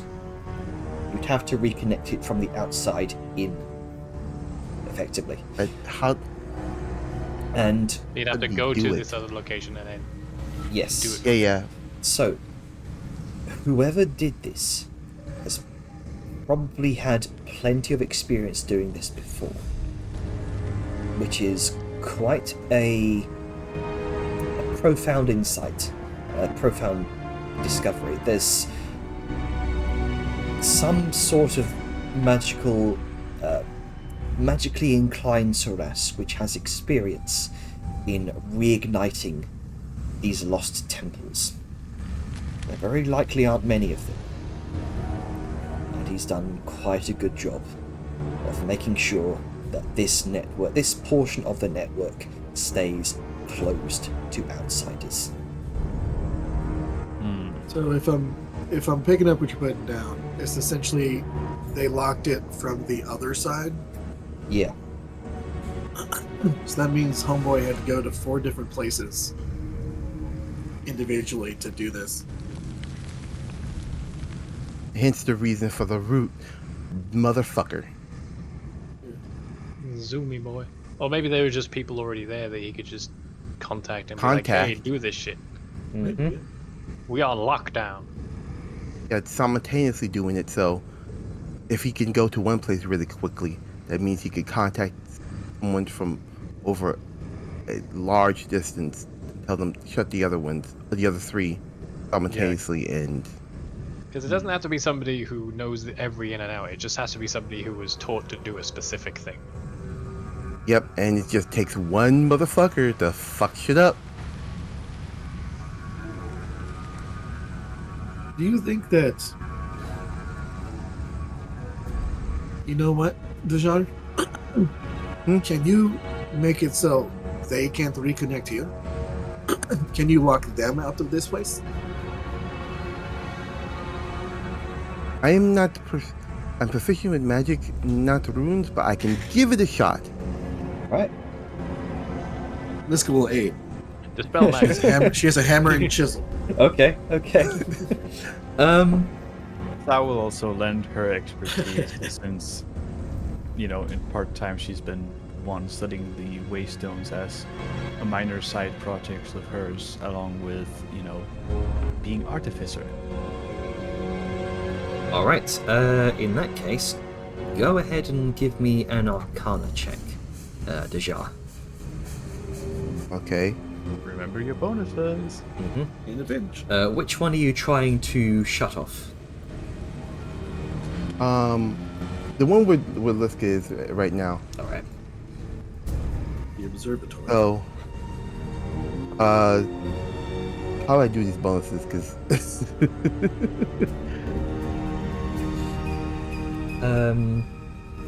Just go ahead and just roll it, and we'll add on the bonuses after. My bonus is pretty easy to remember. So 26. 26 plus 4 4, from which 30. 30 Yeah, you're fine. with advantage. You never. Let's go higher. You only rolled 1. Roll 1. Okay, so, never so mind. 30. 30. An act of legendary arcane might as Deja begins to gather the ambient energy of the entire temple.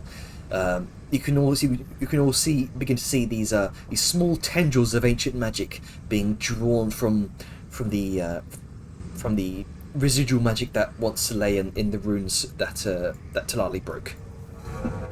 Takes it, gathers it in her hand, and seems to crystallize it almost.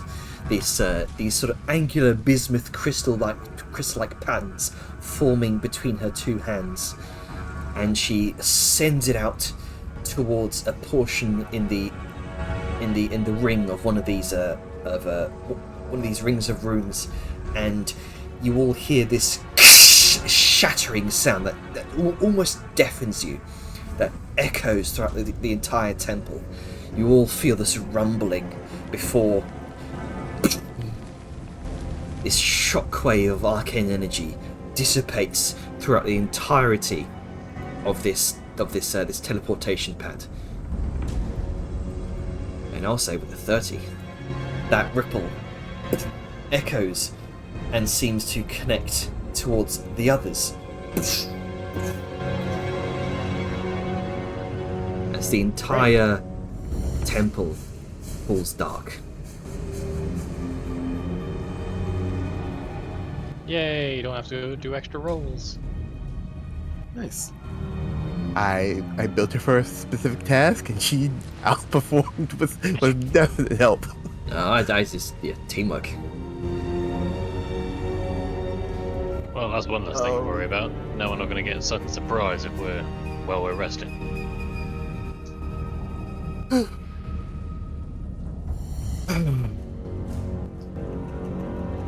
That took a lot out of me.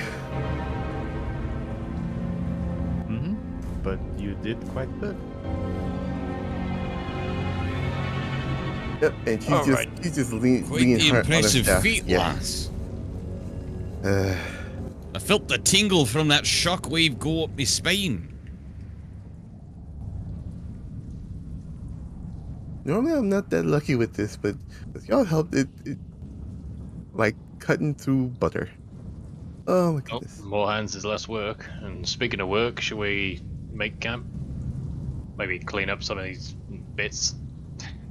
Looks at the fly-ridden carcass.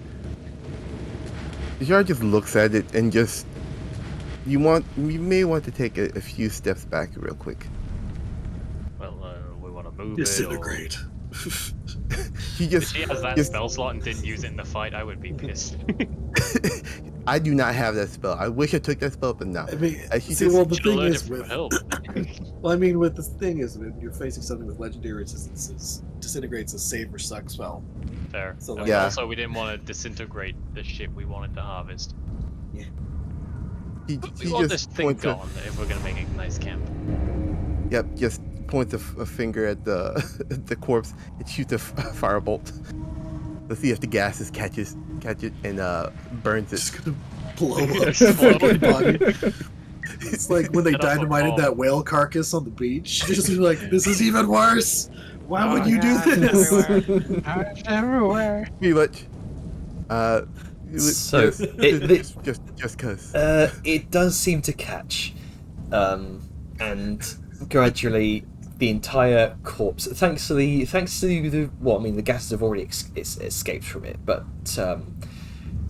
thanks to the decay, it does catch, and gradually the corpse begins to ignite in this this miniature fireball here. That's So, one thing. and the smell is overwhelming. Sorry about that. Ugh. This thing had a ventilation. It would be helpful, but unfortunately, Oh, yeah, no. Ben's got his mask. So that's actually part of the map, so I can't erase it. But Yeah, but it's pretend not it's there. not there. It's not there. Can you at least get rid of the flies? Hey, was there we gonna- go. I was gonna say, couldn't we just have like dragged it away?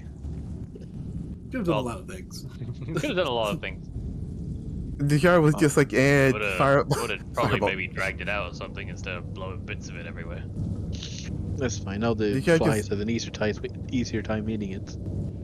The jar What just flies? gives a lazy look to Little bit Vellum. more. Quicker solution. Might not be the best, but Yeah, you can say that. Right, let's get set up then.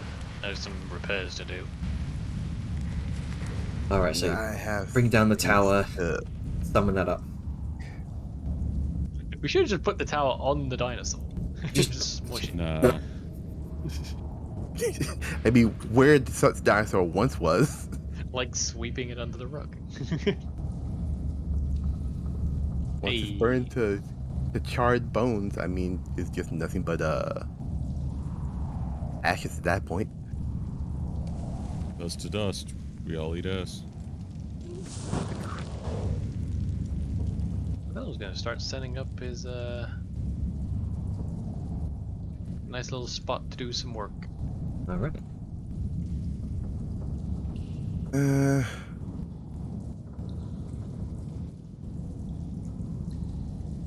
Going to try and There's some find. nice stony bits over here.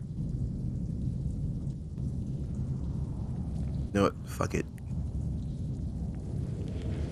You know what, for irony, I'll go do it on the bit where circle to the sun platform is. the sun worship, whatever.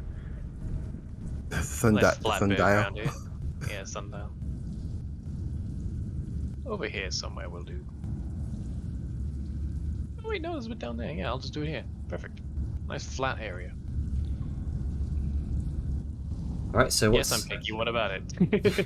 what's everyone gonna do here? Vellum is going to spend his time until we long rest, repairing his armor. So he's going to take his armor off, and with his gashes and chunks and puncture marks from fucking Bloodhorn over there, He's gonna just be working on that All right. and having a big think thonk. The Yara, on the other hand, is, even though she can't use magic right now, she's taking out the dust blade, and she's just calling and sit right there on the roots, just unattuned to the crossbow, and she's attuning to this one. She at least has the time to do it right now. She's Seeing how it works. All right then. It,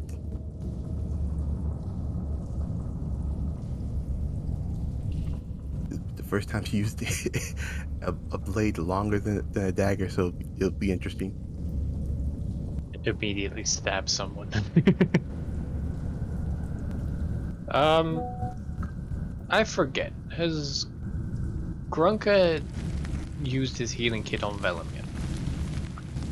Do you have the buff? Or the debuff? Let me look. What am I looking for? In your effects, I think it should be. I do not have anything there. Right, then probably not. Let me see. Where are you? Yeah, Where as is Vellum Vellum Vellum?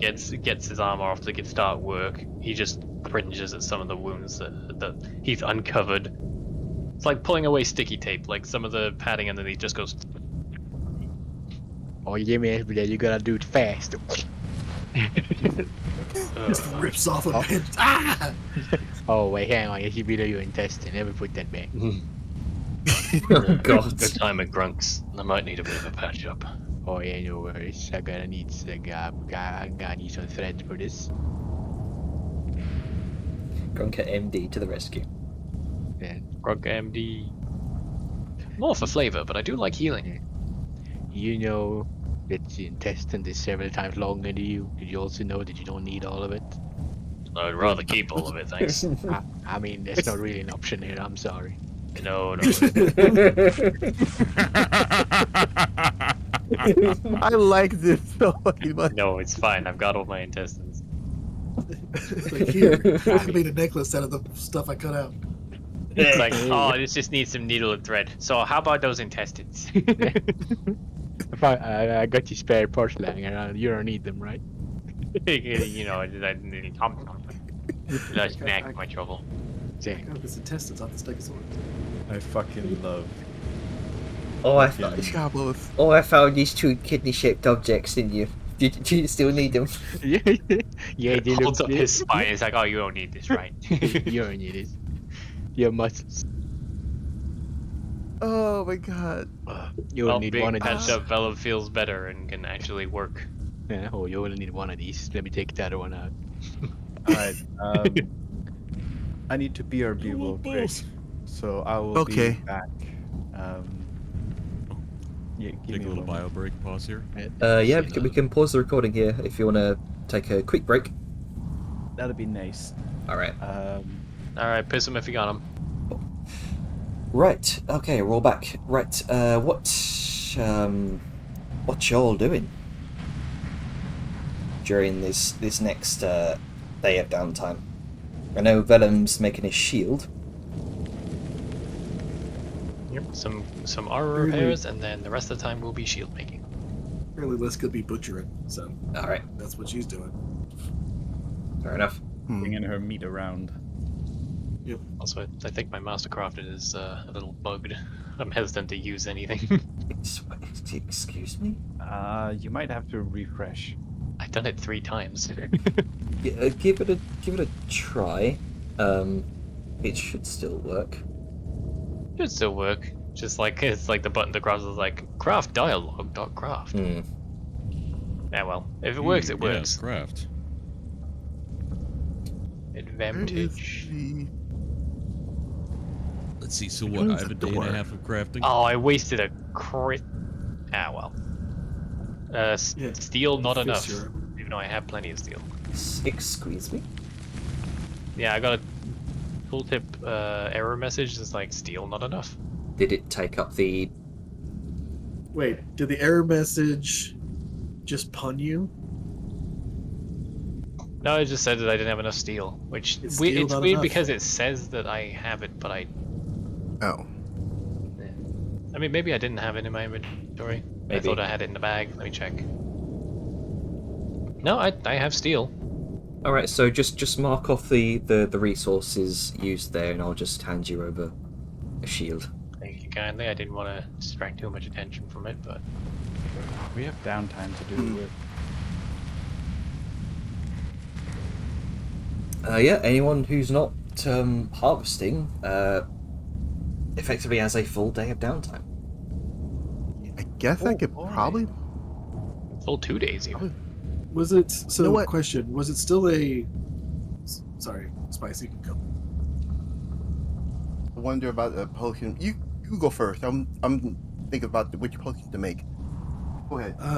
Does the meat harvesting take a full day, or is it like 8 hours?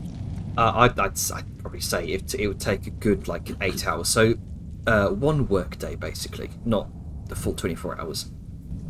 Okay, then Liska in the morning is going. Well, I'll say this: she's gonna wake up, get to going, and then 8 hours in, which might be 4. Wait, no, 2. When did I fucking wake up? I'd like eight in the morning. Probably Yeah, good time to wake up. So I'll say that she'll do that, and then for her other, like when she's finished with that, she's gonna go do some other gathering. All right. Just to, she's gonna use her soapstone to get rid of all the blood. Mm-hmm. And then she's gonna Always a good idea. go oot and Oot the boot. get her gathered on. Yep. Okay, so Where that's the a day and a half. What?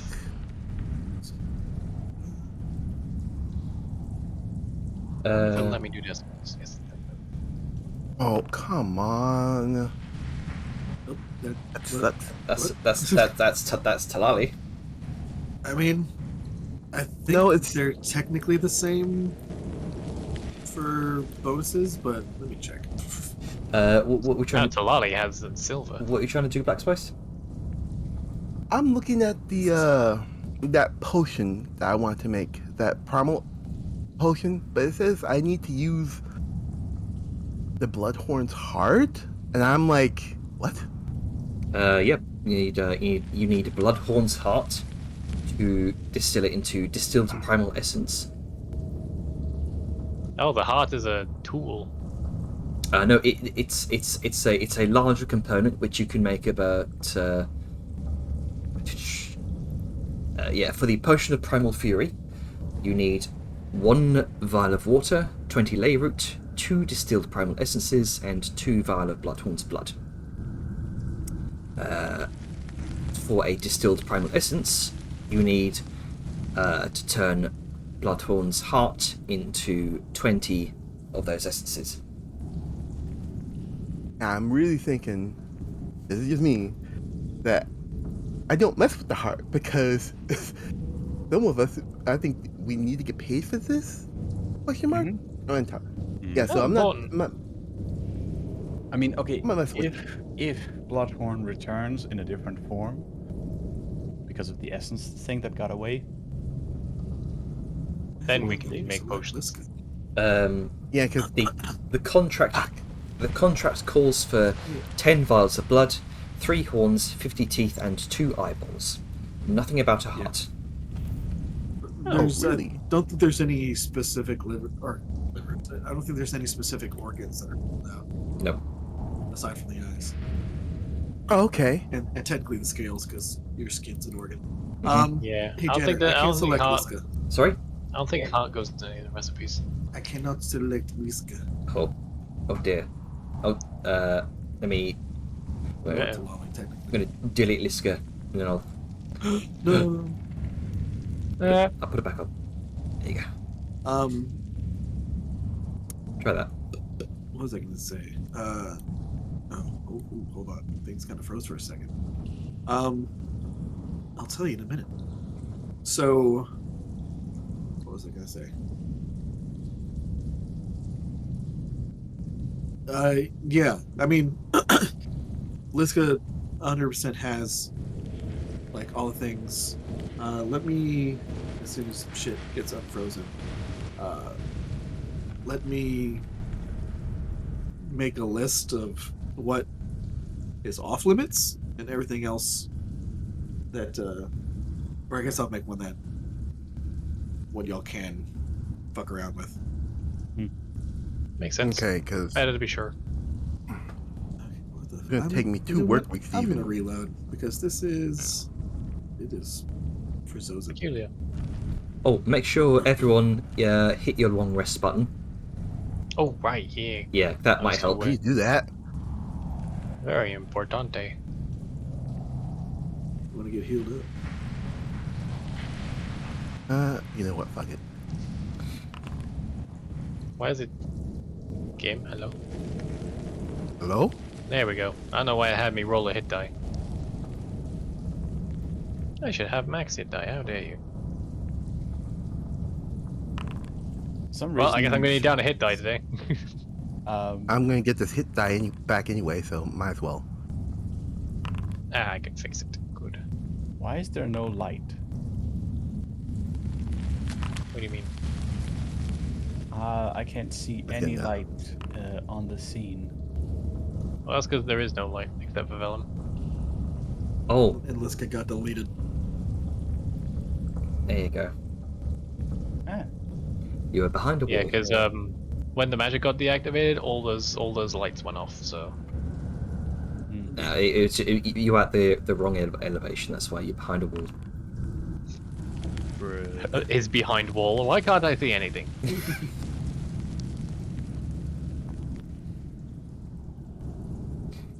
All right. Now we're at the stage where Silent Vellum can work on her shield All right, because nice. I have the base ready. Alright. So Yeah, is you're it 8 hours? How many hours are passing?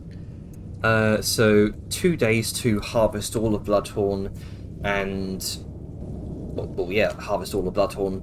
So those who are harvesting, we're probably not getting any crafting time in. So Yeah. 2 work days effectively.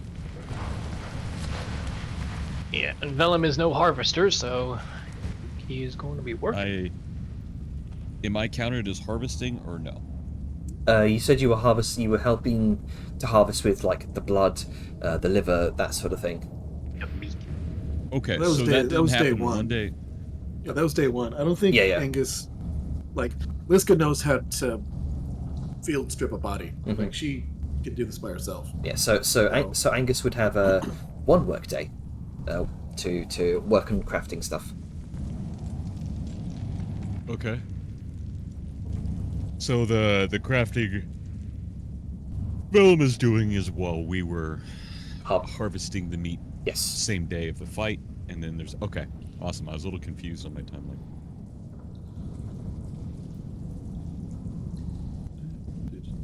But if you all want, we could continue on, and we could save all these the crafting and survival stuff for after the game. I'm probably gonna chunk out a few spell scrolls. Mm-hmm. Yeah, I'm down. I only did mine because we were just taking a break. Yeah.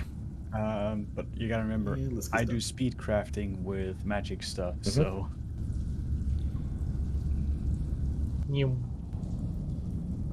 so how long do you need me for the shield? It is 4 days. That's a long time. Well, I mean, it takes 5 work weeks and I have that. Yep, I get that. Yeah. Making things takes time now, guys. I can't shit out 10 shields in a day. I get you. Well, you That'd be can. painful. They would be shitty shields. Hey, Hey, we all get a chance to do puns. There's hers. You can shit whatever you want to. you can leave your friends behind. Because if they don't shit, and if they don't shit, then they're no friends of mine. Mm. Yep. Everyone goes, I'll take away your inspiration. No. It's okay. I didn't have It it. You're fucked. You know what? I'll take two, a 2d6 psychic damage for instead. As a player, not as a. Oh, I see Not the a recipe character. changing before my eyes. Okay, so Ducky, last chance saloon. Are you sure you don't want a jade shield? Don't I think tempt Jade- me. It's very tempting. Isn't jade really rare over here? Yep. Just That's why it's tempting. Because they're functionally the same according to the recipe, Mhm. but flavor. It's just regions of the world. It depends on where you are in the world with how rare like Aerodactyl versus Jade is. Yeah.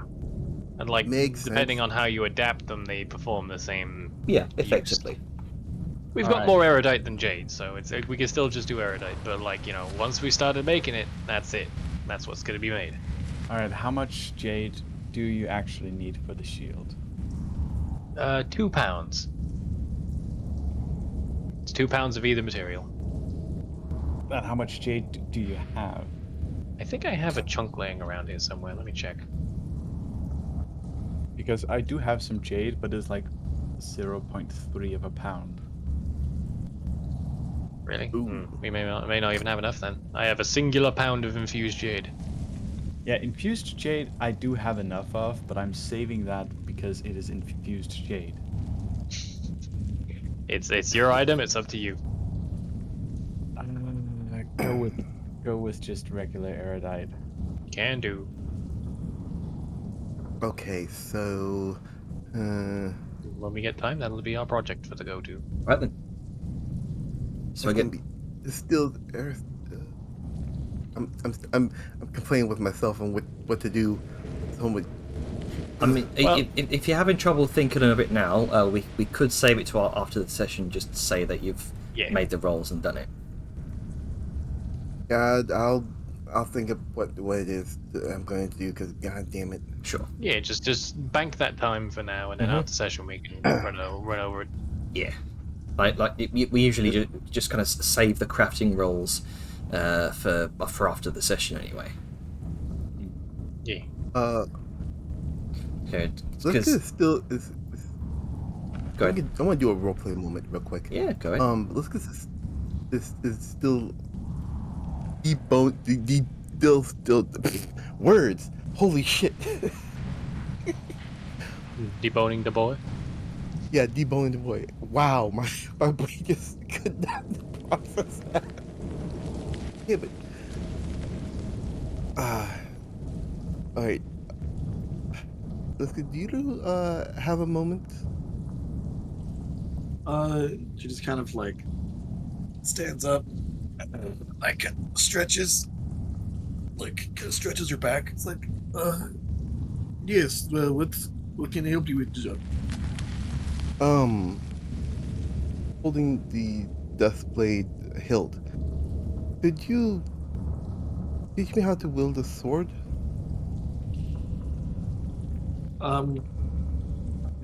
Right now? No, like later on as we travel. Oh, yeah, sure. No problem. It might cut into your morning preparations, but At this Yeah. point, with my morning preparations being a mental meditations, that's not going to be too much of a trouble. okay. Yeah, it perfectly fine. Doing next. Is there any particular reason? Just in case you can't use your magic or something? So I guess if that blade is magical, it. Sure. Yes. Yeah. Sure. I will teach you. To answer your question, yes, and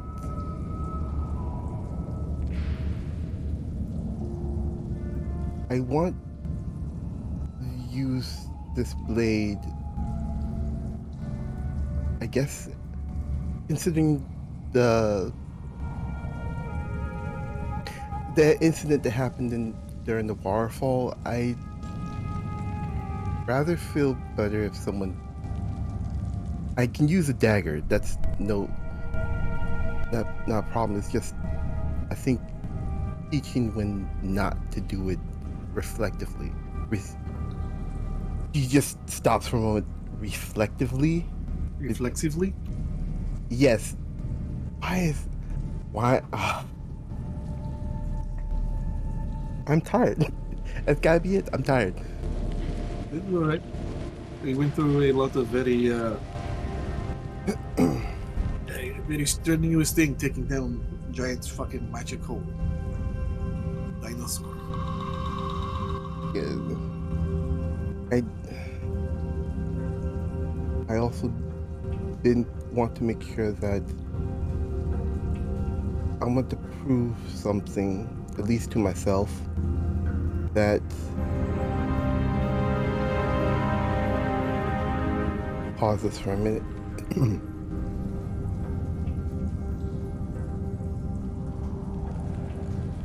That I'm not a mistake.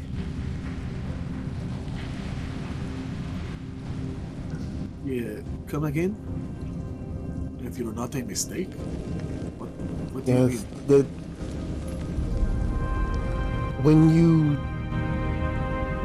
questioned me about killing the dude in the waterfall, it kind of made me question, was I doing it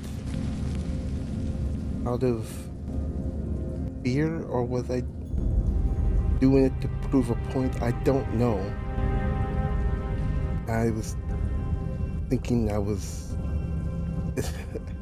a mistake it was a mistake to do it, and thus I was a mistake, I guess. My brain has been rather. Well, I would say that there is a very big difference between being a mistake and making a mistake. A lot of time people conflate their actions with who they are. And while your actions can definitely show the bounds and limits of what you are capable of, they don't necessarily mean that they are who you are. So, like, she just kind of slides down the side of, like, the exposed ribs of Bloodhorn, just kind of like lands, pulls out the stone and taps herself, and all the blood disappears. There's, while I think that it was not the best outcome that could have happened whenever you killed the individual in the cave. None of us were there. None of us were able to really understand what was happening or how you felt in that moment.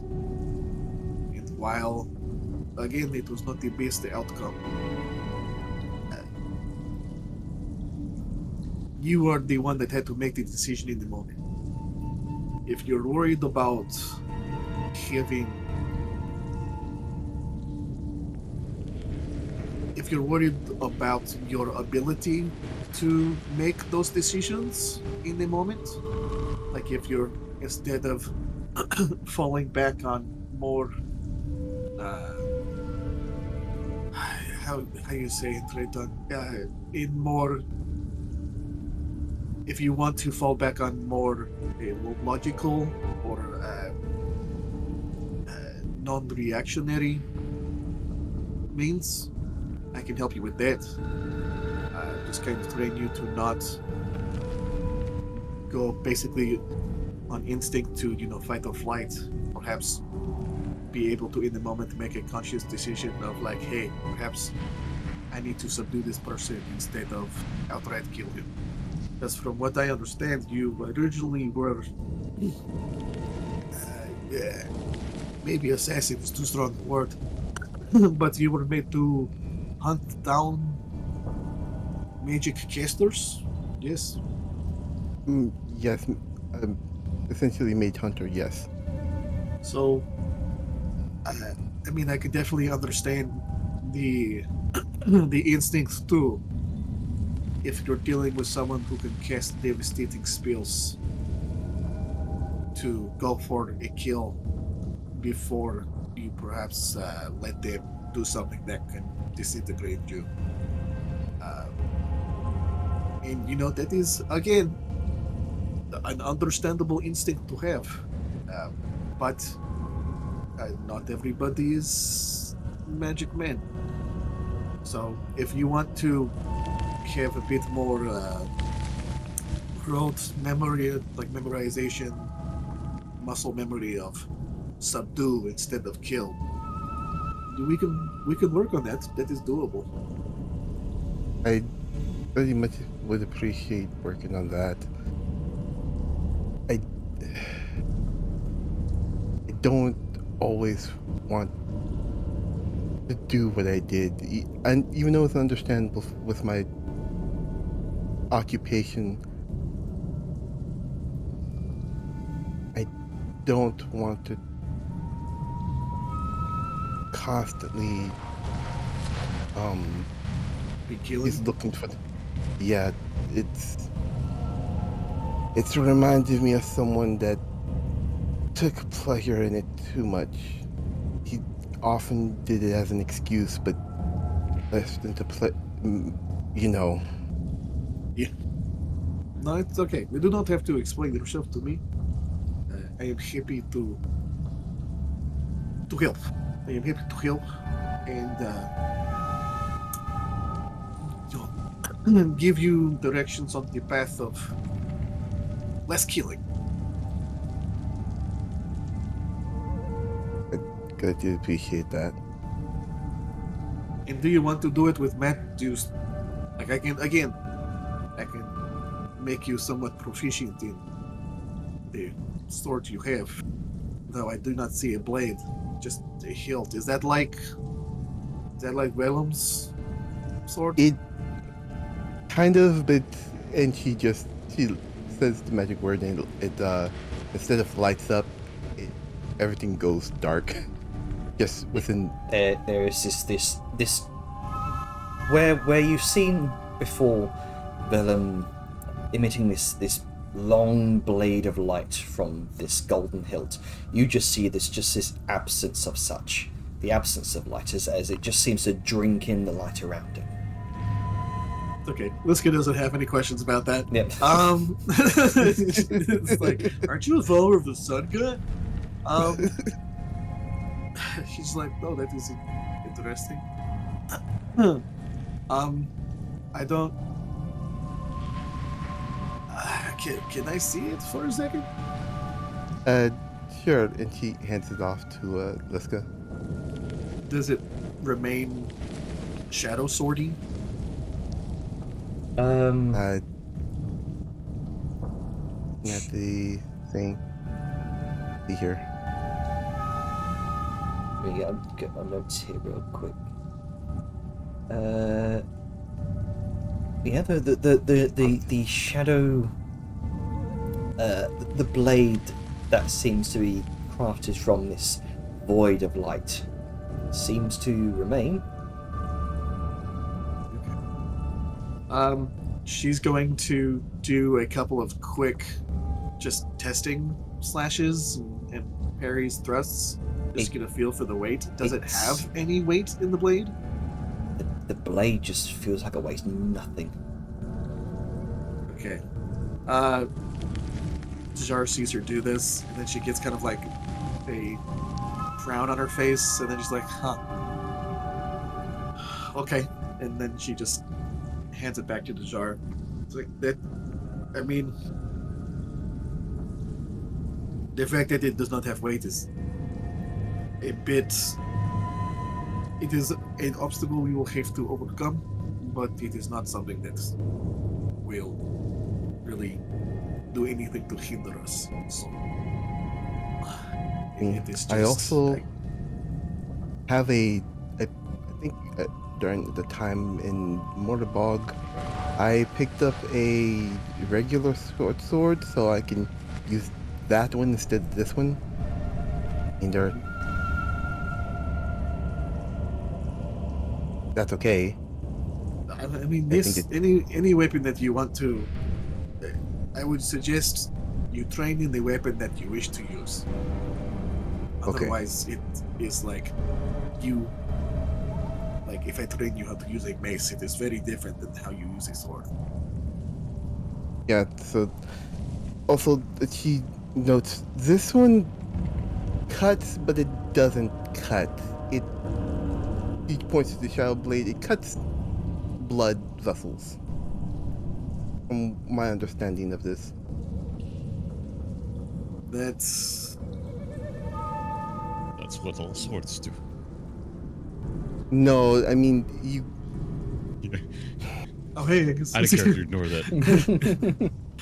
No, Uh, she's looking. Angus she's looking- waddles up. I love that Angus just happened to be waddling by. It was like, oh, that's what all swords do, and then he just keeps going. Yeah, he's just carrying a bunch of crafting supplies. He's got Liska's glaive that he's working on. That's what all swords do. The He shadow was gonna just like kind of gives a leaning- nod. It's like so. I mean, that is right. It is what all swords do, but I feel like doesn't- that is not what you mean to say. Like you said, it cuts without cutting. Yes, it leaves everything intact, but when you cut, let's say, someone's arm, you'd be cutting the blood vessels in their arm, not the arm itself. If that makes sense. So you leave the skin intact. Yes. Huh. Okay. Yeah, that's. I mean, that's literally what Liska was thinking when Stishar first said that. It's like, so it just makes me go bruise. Does it? How does it work against armor? Does armor stop it? You're going to look at the blade again.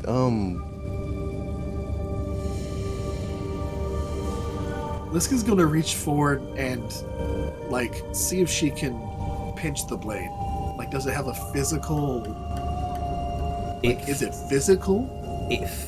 There is just a slight resistance, but you can still put your hand straight through the blade. It's it feels chilling to the touch, bone chilling.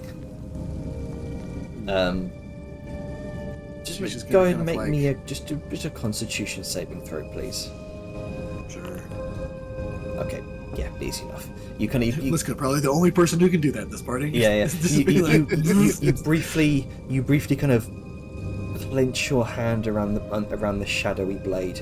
There is that resistance, but as soon as you feel this searing necrosis beginning to take your hand, you put it away just in time. That is interesting. Well, Yeah. again, we will have to. Hold on a second. And Liska is going to walk over to where her gear is, and she's going to like heft up her shield, and she's like, just try to poke my shield. She's like, just sets it standing on the ground, like holding it there. It's like, try to poke my shield. Okay, and Dishard does so. Right, you. Does the shield deflect it? It seems to travel a little bit way through the shield and it pokes out the other end, and as Dishard draws it back, there's this definite sort of shadowy necrosis mark where it's been left on the shield. Holy shit, it pierced the shield. So, yeah. So, just out of character question, what are the stats on this blade? Because it apparently Hold on. completely negates armor. Yeah, you're making it sound like it goes through armor. Right. Sorry, that was a flavor thing on my part. Sorry. If it works yeah, like it Valen's doesn't. blade, then no, it does get blocked by armor and AC. Yeah, it would be blocked by the shield. Sorry, that was a flavor thing. Okay. Okay. I was about to say, because first of all, one, this is a magic fucking shield. Mhm. Two, Ooh, fuck you. two, fuck you, Jatter. Okay, so rewind.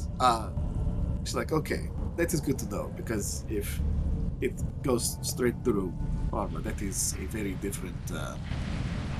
Is a very different style of fighting I need to teach you. So essentially, this is just like Villain's Blade, but dark. Okay. You also notice the hilt also has a very similar design to the hilt of Venom's blade. Either one of you go ahead and just make me a perception check or an investigation check. I'll do I have the perception, highest. do investigation. All right. Best of both worlds. Good job, All team. right. 19. 16-9. You notice where the hilts, where on Velen's blade, there's like this radiant sun-like. So it's located in the pommel rather, where there's this sort of radiant sunrise emblem or stylistic design here. Here, it looks like there may have once been a sort of sunlight, a sort of radiant sun design, but it's been embossed or engraved to look like a moon, a crescent moon, crossed with like a skull. Blasphemy. Huh. Okay. Destroy it immediately. No. Not showing this develop. Okay. Yeah, I'd recommend not. Outright Yeah. defacing a holy relic. You know, as one does. Desecrating even. Uses it, tucks it away. You saw nothing. Yeah, that's gonna be a conversation at some point, I can tell. It's literally somebody has desecrated the Sunblade to make it a Duskblade. That's literally what you're using. It's fine. Well, it's okay. it's okay. As long as you don't know right now, it's fine. The Nothing will Alshamic happen worshipper, later, I'm ladies sure. and gentlemen. Yeah, Liska, Okay. Liska rolled her low religion. She don't care. She's just like, seems legit. Even if she do, she Shar's wouldn't like, Shar's like, huh? Didn't notice that before. Don't tell them. Okay, moving on. Let's see Daisy. Whoops. Well, that's interesting. Whoever had this changed design, huh? Just initially, oh yeah, it's a balance, you know, the sun and maybe the moon and the light and the dark and all things in balance. And it's like, no, this is probably a relic one of Hefsut's guys gotten just desecrated. But I'm still Well. gonna use it. It will serve its purpose. Y'all best do some extra praying today. It's fine. But Pumpkin Knowledge is like, look, I know what it looks like, but you know, it's for a good reason, alright? It's all good. It's for a completely legitimate good reason. Just don't worry. Don't worry about it. Don't worry about it. don't worry I about could it. try and purify it, or I could just keep using the darkness.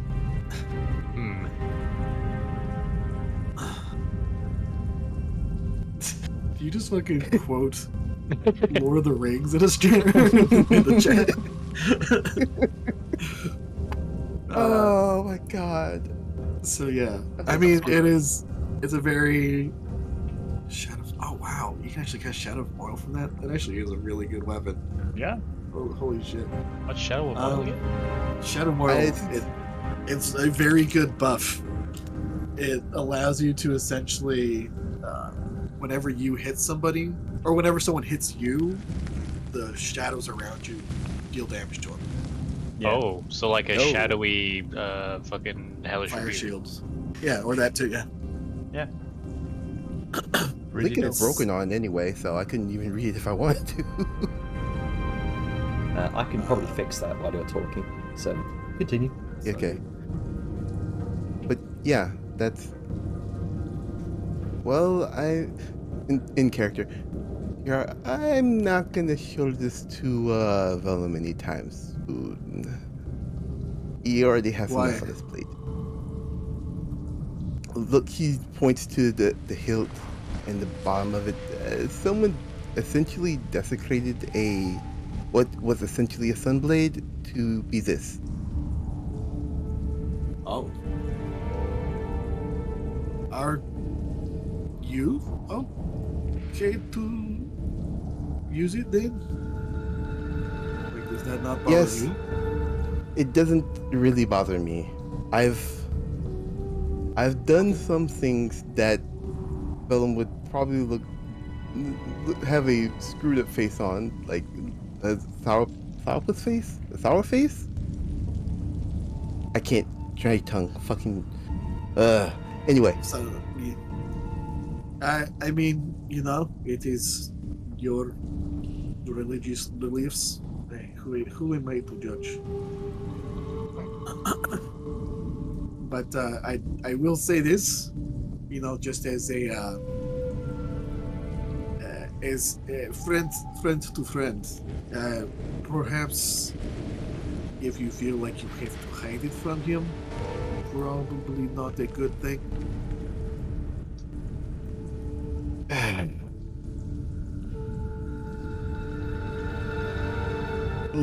she looks at the sword hilt, looks up at Lifka. I mean, again, it is of your faith, and I know that different people have different levels of faith. But I'm you not. Since you mentioned it, and with a whole lot of shit that's been going on, it might be honestly best policy. To be honest, I'll find a moment when he's not. When he's better. It's okay. It's like I will trust you to do what you feel needs to be done.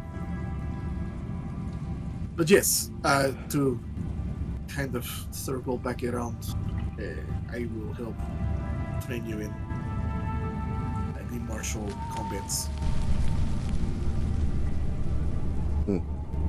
I very much appreciate this, cause thank you. You're very welcome. Now, time to de-meat this guy. And she turns around and, with a knife, just jumps back into the corpse. Should I just after deactivating the hilt, it was like, right, I will take my leave. It's just like Olympic diving, whoop into the carcass. Do a flip. All right. So as you finish up the day during that, you all can take another long rest for the day after, to which I imagine back onto the road. On the road again. Hold on. I And need we to find on the the road long rest again. button again. There we go. It's the one that looks like a beaker. You mean a Give me a TP. Yeah. Yeah, it And looked like a TP. beaker to me this entire time, so I was like, that's long rest? Oh, okay. So 18th Short rest. of Genders. So you head back onto the road. Oh no, all of my notes have crashed when I crashed as well. Hang on. Oh no. Oh no. Oh no! So oh, we're no. on the road. You're walking, and you're walking, And you're walking, and you're walking. Walking. Bear with me, guys, when you're walking. You know how when you walk? Yeah, we're walking. Yeah, you're walking. So Bruh. spooky. There we go. So.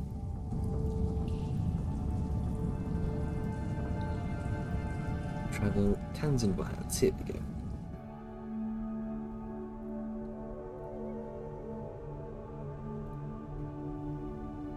You know, this whole Sunblade Duskblade thing has made me wonder.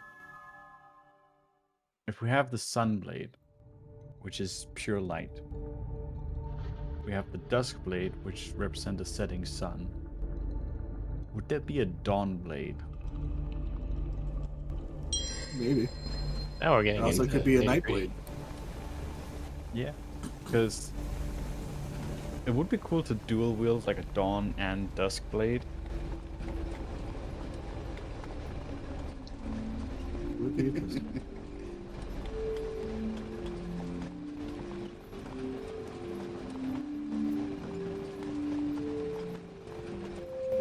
Then again, dual wielding in D&D has kind of been cooked.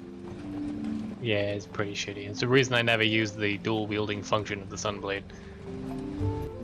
Oh. As you continue on your travels to your ultimate destination of the necropolis, where you seek communion with Banzala. As you journey deeper into the Tanzan wilds, the vibrant hues and bustling sounds of the bustling sounds of the jungle begin to transform. The dense canopy overhead thickens, knitting itself into a neatly unbroken blanket that blocks out the sun, casting the forest floor into a perpetual twilight. The air grows cooler, heavy with the scent of damp earth, decaying vegetation. Each step you take is muffled by the thick undergrowth and the once cheerful calls of birds and insects give way to an eerie, oppressive silence, occasionally punctuated by distant, unidentifiable sounds.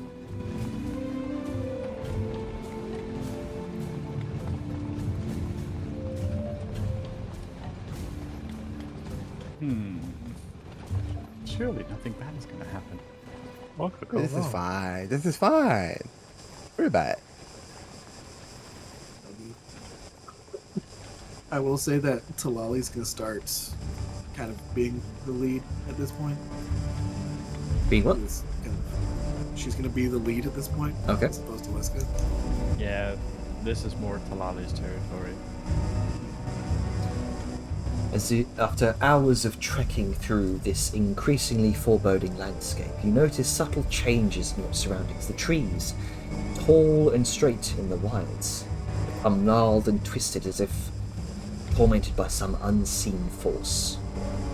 Their roots, thick and serpentine, writhe across the ground, creating a labyrinthine network that tugs at your feet and wheels and treads, threatening to trip up with every step.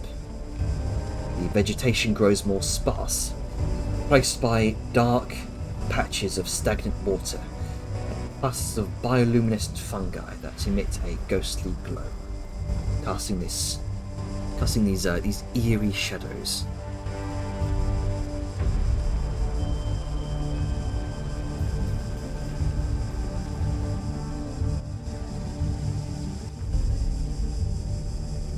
Ooh, Oh no, it's wet.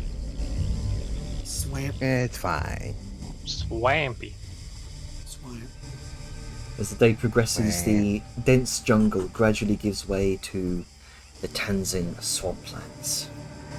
The transition is subtle at first, with small pools of water and patches of mud appearing more frequently. The air becomes thick with humidity, and a faint acrid smell permeates the atmosphere. The ground underfoot becomes softer, squelching with each step. You find yourselves navigating around larger and more treacherous pools of murky water. swamplands proper begin to reveal themselves, as the tall, straight trees are gradually replaced by twisting, gargantuan cypress and mangrove trees. Their roots twist and reach out like skeletal hands, grasping at the muddy ground and creating natural archways and tunnels. The underbrush is thick, tangled vines, hanging moss, draping like curtains that sway gently in the stagnant air. The water is dark and brackish, stretches out in wide, shallow pools, dotting the landscape with these floating lilies and patches of algae. The ground is becoming more treacherous and sparse, a mix of slick mud and hidden roots. It's a tableau of decay and ancient beauty. Massive twisted tree trunks rise from the stagnant water, gnarled roots. The air is filled with this constant drone of insects, the distant croak of frogs, the occasional splash of something unseen moving in the waters. The light filters through the thick canopy, casting these dappled shadows and blending the swamp in almost otherworldly quality. Silence is only broken occasionally by the sounds of your own passage and distant mournful calls of creatures. It's the air is very humid here. It clings to your skin, makes even breathing feel a bit laboured. And ahead, the path narrows, hemmed in by thick walls of tangled roots. The water is growing gradually deeper and deeper. And together, they're... Sorry? We might have to ditch the tank somewhere safe. This is an all-terrain vehicle. Yeah, but Are we all-terrain- going to a specific location and returning, or are we trying to travel? We're going to I think we're the trying to go- Banana Man Temple. I'm mostly worried about getting the tank actually stuck in swamp, and it just is starting to sink. It's got a winch to be able to get it out, and it also, between like shaping earth or freight and destroy water, Yeah, we probably should be okay. Alright, I will take the caster's word for it, because I'm only a half caster. I don't have all that shit. Take it from the Fair dude who enough. made it.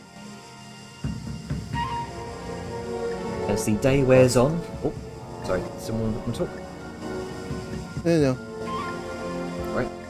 Day wears on, the light begins to fade. And indeed, you realise it's probably time to find a suitable place to set up camp. Those of you in the lead, go ahead and make me a survival check. It's probably be down to Talali. So Avon or Avon? Yeah. Hold on. Hold on, let's check this. Yeah. Fucking No there issue. you go. Yeah. You are pretty adept at navigating these swamps. You've I found the one dry place in the entire swamp. Yeah, exactly. You've been here a few times, Talali, and you begin searching for a patch of relatively dry ground. You're noticing that the waters are now coming up to your hips. It's because swamps typically within the wet season they flood. Yeah, no shit.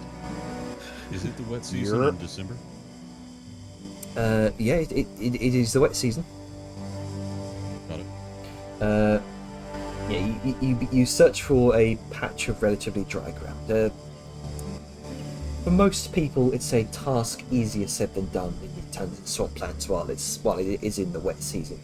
The deeper you move into the swamp, the more the ground seems to yield to the water. But eventually, you come upon a slight rise in terrain, a small island of firm earth amidst the surrounding mire. You see gnarled roots forming a towering cypress tree, forms this natural barrier around this spot. Underneath underneath the cypress tree, actually, creating this semblance of protection from the elements and any wandering creatures. You see this large hollow beneath the cloaking roots of a mangrove tree. One of the many large enough to shelter you for the night. You begin to set to work. The hollow is cleared of debris. Small fire pit is dug in the centre of the camp, away from the wet ground that could extinguish it prematurely. I'll bring you over to the new map.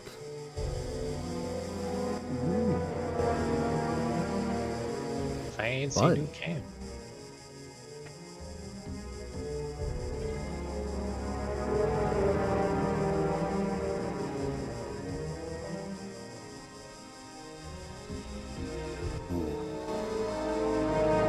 That, It's a heckin' chunk. this is fucking big. I see nothing. I see everything I inside see. and nothing outside. What could go wrong? I see roots. I see trees and swamps. I love that Liska has an entire log to herself. She's a big girl. I still legitimately don't see anything. Oh crap! You might have to refresh. Oh my Wah, wah. god. Yeah. I think the stream view's gonna have to refresh as well. Too much swamp. Too much swamp. Oh yeah, it's logged me out. That's why. Right. As you begin wandering around the camp, just to get a survey of the land here, go ahead and make me a a nature check. I'm good at those. Yes. 14. Not bad. Not bad. Yo. Again, these are clusters of bioluminescent fungus. Ooh. They're pretty common here in the Tanzan swamplands.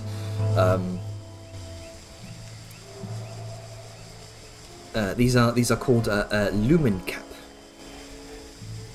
and I'm gonna try. they have a sort of symbiotic relationship with the local fireflies.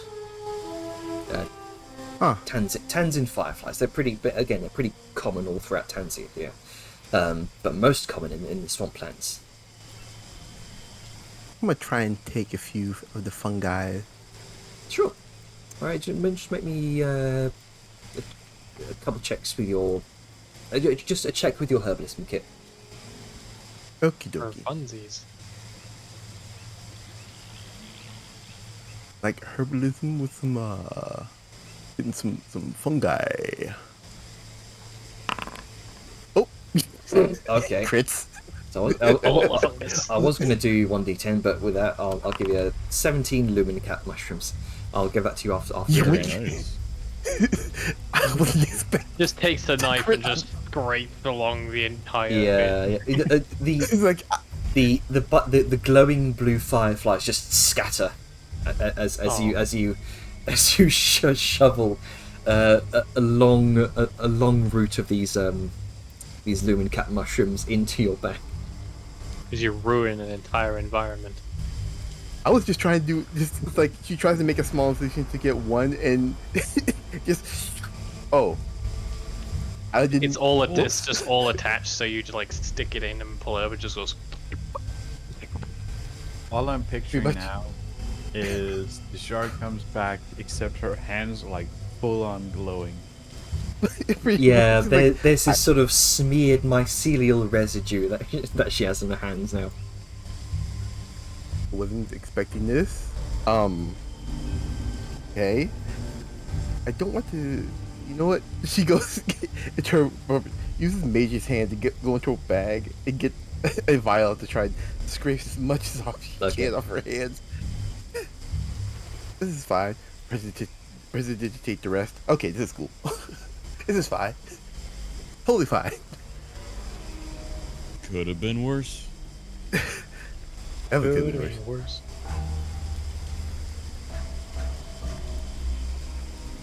So, As night settles in, the sounds of the swamp grows louder. The nocturnal creatures waking and adding their voices to the sympathy. But the reality of the terrain ahead becomes all too clear. You can see around you the swamp waters seem to be very deep here. And very, very murky. You cannot see the bottom.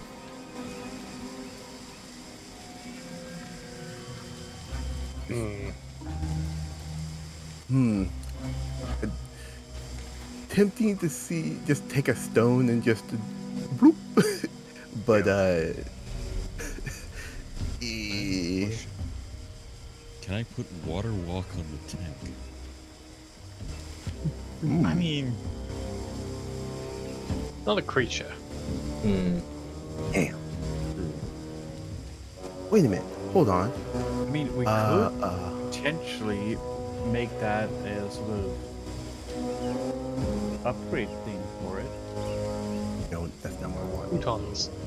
Not futons, pontoons. They're very different things. Control water to. Ooh, wait, no, it gets deeper Yeah. as we go on. That's a lot of water.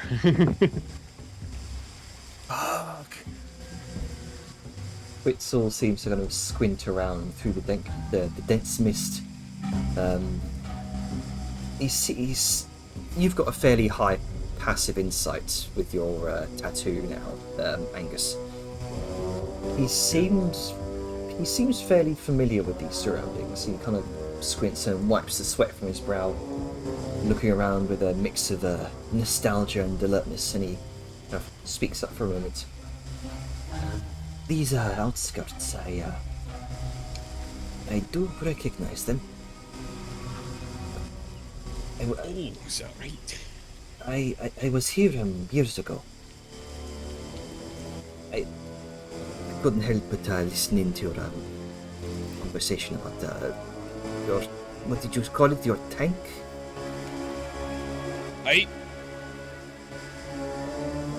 The steam hammer.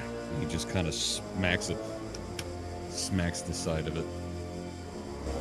Beauty, my beast, my honking middle burden that sinks in the swamp. I do not know if it will survive this terrain, but I was here years ago. There is a hermit who lives not too far from here. He's a skilled boatmaker. He and I bonded over a shared love of carpentry. But we had a falling. Ah, I see. If he's still around, he could provide us with the boats we need to cross these swamps, but that is if I can convince him. If we can convince him, lad. That might be better, yes. Zip. Lizka's gonna kind of look around. Is like the kind of boat that would be needed to transport the tank. Like, is there enough room in the water to allow, like, to be able to ferry that between trees? Probably not. I mean, Talali would know the general type of transport that occurs here in the swamplands. It's usually sort of rowboats, things of that size. Well, You know, where if anything, talking to this guy gives us somewhere to leave the steam hammer if we have to. Not like he can drive it. Yeah, and Well, better good luck, man. at a location, like at a landmark, than just in the middle of nowhere. I mean, we can, like, if we mark it on our map right now, this would itself would be a great place to put the steam hammer. It's underneath a tree, so it's not going to get rained on. It's hidden away from most everything. Big dinosaurs can't get into it. That's true. We don't have to worry about some random boat guy fucking with it. Try to get in there and pull metal off of it or steal it. Well, I mean, if you want to leave it here, that's What are you thinking? You sound hesitant. Well, I'm hesitant because this is a tree in a forest, in a jungle. Like, well, I guess it's a very particular tree, but if we're trying to navigate our way back here, are we going to be able to find it? Mild gesture could to leave it the for one you. person in our party whose background feature is basically finding shit. Mm-hmm. Oh, okay, Yeah, well, never mind. Grunka. Yep. There's also, Grunk. I could leave a few little stone piles here and there. Give us an idea if we're on the right path. At As least long as get we me got close Grunka, we enough might to find use our way back. Locate object. Yeah, I mean, he also has Okay, that. you know what? I'm stupid. Let's carry on. No, it's fair. It has a limited range. You know. I will say, I find it funny that Vellum is like very practical in his terms of, worry. It's but true. then everybody else is just like magic. Magic. Yep. Magic, and you're like, oh yeah, that's yeah. You guys yeah, are I at that forgot level about right magic. now. You guys are level 10. You have lots and lots of resources to help. He's a you. simple man. Danner, It's true, and I'm not gonna. we're not level not 10, gonna we're shit level on him for it. 12. Sorry. Well- Did I say 10? Sorry. Past level 10. Yeah. Past level 10. We are past he said- level 10 to the point where now we have ready access to that kind of shit. We sure are. Bruh. So what's the plan? Uh, I guess we're leaving shit here.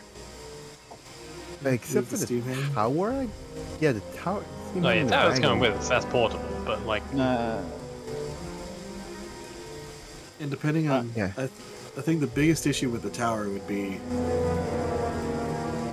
like, even if it could be placed in water, as soon as those doors open, it gets flooded.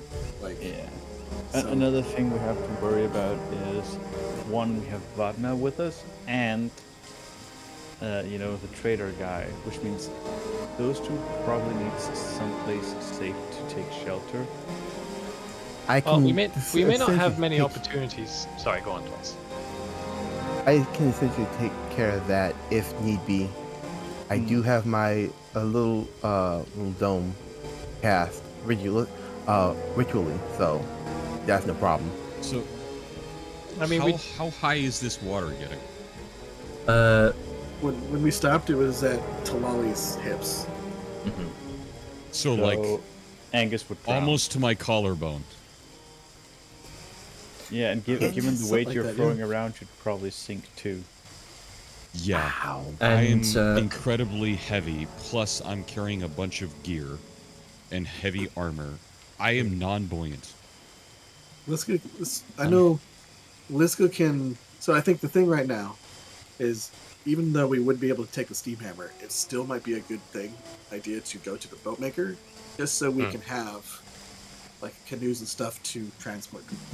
Yeah, because Yeah. even if we Yes. made them ourselves, we don't know the environment as well as somebody who literally makes boats for the environment. And I'm not a woodworker. I make fucking dugout log boats, right? It's not, I'll make a raft, but it's I've not. made an adamantine boat. Where's it gone? Look how much it float doing in it's sinking. It's really sturdy. It'll protect us from enemies, and it's gone. I'm just, And it's gone. I call it a sub canoe. So Enslali is gonna like kind of peek up and be like, yeah, finding the boat maker might be the best plan because these swamp waters can get abound in the deeper places, about 20 feet deep. And that's high enough to be far above even Liska's head. Yeah, Discharge just looks to Liska's like, yeah, that's a bit of a problem. Alright, well, it seems like it's decided then. We'll leave what we can't take here and head off to get boats from this boat bloke. it is Out a. of character question. Sorry, go ahead. I was gonna say, out of character question. I know that we talk about how, like, making an adamantine canoe sinks. But to be fair, there are giant fucking aircraft carriers that are made out of steel that float. Like, water has a lot of weight when you displace it. Look, So- I just wanted to make a funny joke. No, I'm not coming after you for that. I am saying though that would it be possible for like, given a little bit of steel and his channel divinity, that Angus could make canoes for us? I'm just gonna That was what I point was out getting I at. mean, I could. I had the mental thought, image- I'll be honest. I'm a crafter, but at the same time, I don't want to take away the obvious NPC that the GM wants us to see. Well, Talk I about- mean, it's up Sorry. to you. If you want to be creative about it, I'm gonna see like can you make metal out of? Can you make robots out of fucking metal? I'm just gonna research this real quick. Oh yeah, there are metal canoes. Janner, look up tin boat. Oh, Yeah, The just little tin tin- fishing boats. tin fishing. Yeah. It depends on how well you make it, though, and how much does Angus know about boats. I should also mention, we could also do the Florida method of Oh, that's boats. oh no. not very promising when you started with Florida. You mean a fan boat? Yeah. Well, Just a Okay. wide thing with a Chabah, you. well, I'll be I mean- fucked that you can indeed make robots out of tin. Yeah, May you I- just may need I- something strong enough. You need something strong enough to What's withstand the heavier? pressure of the water's displacing. A boat made out of a kilogram of wood, or a boat made out of a kilogram of metal? Which will float better? Well, obviously, metal's heavier. Let's just hope the that Phillips. it's made well enough, because I mean- like, it's all well and good saying we'll make a boat out of metal, but like again, don't you need to like visualize what it is and how it's put together when you use that? I would like I mean, I think by RP and stuff, but I would also like to say we started the game with Angus on a boat. Yeah. so. Also, Yeah. Just for a quick little fun thing, I actually found out like ages ago. Some wooden boats actually used a lead-weighted keel along the bottom for added Stop weight. it from flipping because it was so buoyant. Huh. Well, okay then. I suppose. Do you make mention of this to Whitzel? I will bring up that I could make a boat. Well, No, worst comes to worst, if he says no, I do have some magic crafting powers. I could always make something. If you'd rather not see his fucking mug again. no, I But if you want to make amends, by all means. I believe he too knows how to divinely craft in a similar manner, I think. But not with metal. But if you can get us across with your divine crafts, I would not be opposed to it. But I would have to say I should probably remain here. Worst You comes don't to want worst, to we come can go out. across? Well, my task is not with my task is not to visit the necropolis. Lad. My aim is to Uh-huh. my aim is to venture to Tectahos. I do not wish to be a burden. You won't be a burden. In fact, I insist. You're coming with. I would like to remind you the stipulations for me bringing you back alive that big man set. Unless you wish for the hounds to undo my work for you not keeping your words, it's probably best if you at least go and show gratitude. Because he could have kept your soul, and he could take it back. You see, being I'm not threatening you. I'm not gonna do a thing. I'm just trying to speak friend to friend here. You should probably go say thank you. you are yes, you are probably right. Kind of adjusts his collar a bit. You can quite clearly see you've made him a bit nervous. Also, just gonna throw this out there, lad. Not sure how long this will take. Would you rather stay here and eat molding rations, or I continue to cook for you? You know what? I do prefer your cooking, Angus. That's my friend.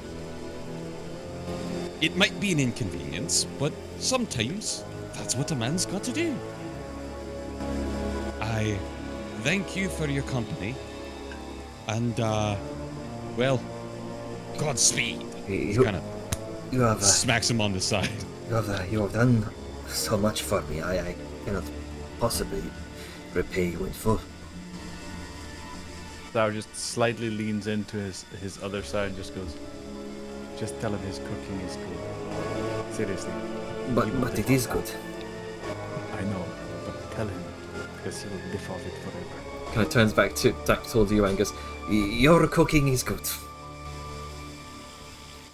Oh, why, thank you. Here you go. And he pulls out a little strip of a bracken snacking biscuit sandwich. Here you go, lad. You're a little skinny. Plumping up. You need your energy back. And how much temp HP does that give him? More than he has. More than he has. Like 4. So More than 4 of him. it effectively doubles his hit points. He is a commoner. Immediately he seems to feel invigorated and just ready to take on the world. There you go, lad. You ready to go fucking get us a boat? I thought we were having you craft the boats. Oh, I thought you still... is he that much of a twat? Do you not want to... I thought you wanted to at least say hi. Or do you not... Do you want to ride our boats by him and show him off and give him our ass? Is he like wiggles his cheeks in a I'm gonna moon you sort of pattern? We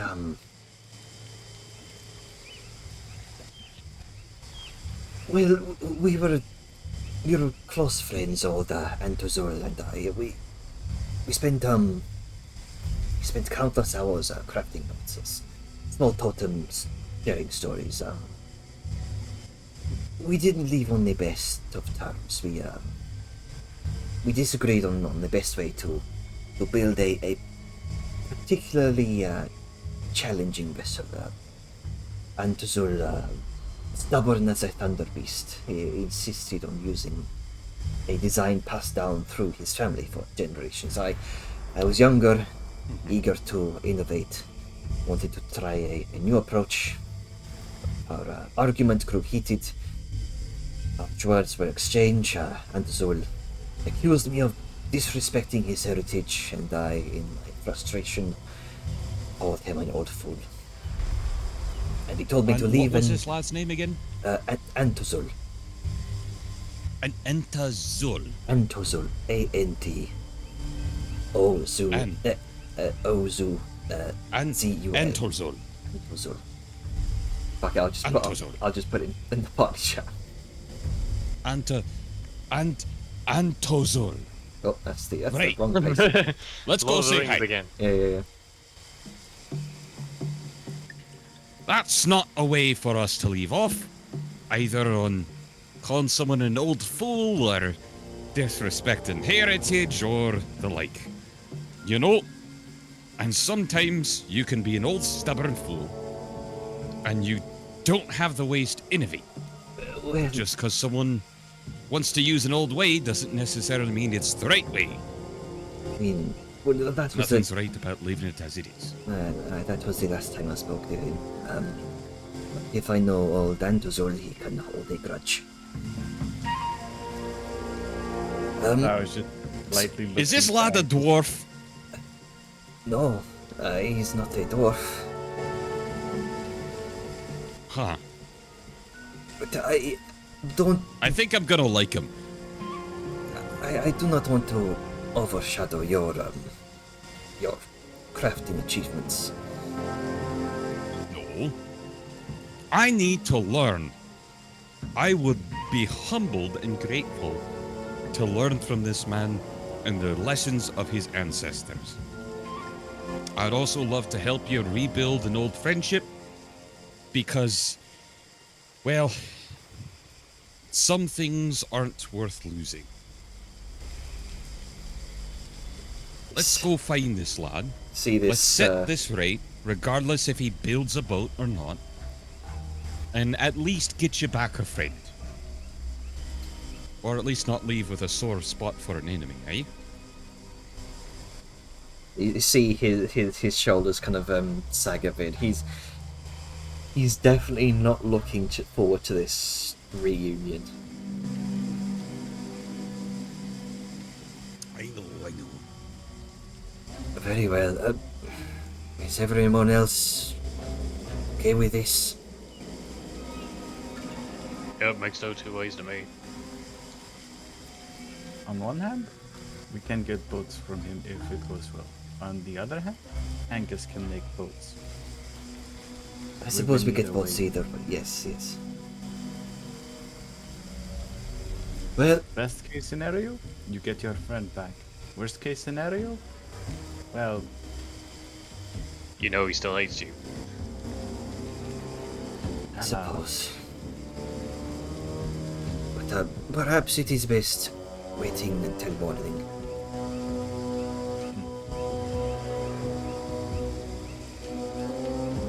It is I do not like the idea of going around here at night. indeed. It is a few hours journey from here, so best be rested. Question. How far are we away from the temple? Let me go ahead and show you on the map. See, Because I was world going to maps. say, if it would take us the same amount of time to go get boats than it would just to go for the temple, or like have Angus craft canoes, and then like if we want to make this a whole day thing, cool. Like if we want to help the NPC reconnect with another NPC, that's fine. You're a few days' travel away from the temple itself. Are we not here now? We're still in the forest. It's right on the out. You're on that border between the swamplands and the wilds. You just entered the swampland proper. Yeah, and everything's all water from here, so Mhm. hence the necessity. Necessity for boats. English is hard today. Man, I'm having we a get day. out of one shitty swamp, Back into another. experience some dinosaurs, get back into another shitty swamp. Yeah, but this isn't like espresso The Morbog. depresso swamp. Yeah. Yeah, this. At least we're not in Silent Hill. Mm-hmm. Yeah. Yeah, this is no, just I'd like rather be here. humid fucks like this is Swamp 2.0 with less depression. yeah, with a lot more humidity. Yeah, the I would- Morbog is very the Morbog is very clammy. This is very hot and humid. Plus, Not there's for Vellum. sounds here. There's sounds here. Morbog has undead and no sound. I'd rather take this than that. This is the Morbog is like lack of life. This swamp is abundance of life. Yeah, I All would take life. this all day. So yeah, what? Do we also have? I guess second question. So, are we planning on leaving the steam hammer here? Yeah, Steam I think Wagon we have to. and Wagon. Words. Steam Hammer and Wagon are likely staying here. Okay, so with that decided, I guess Liska's gonna just straight past like, hey, do we happen to have any hammocks?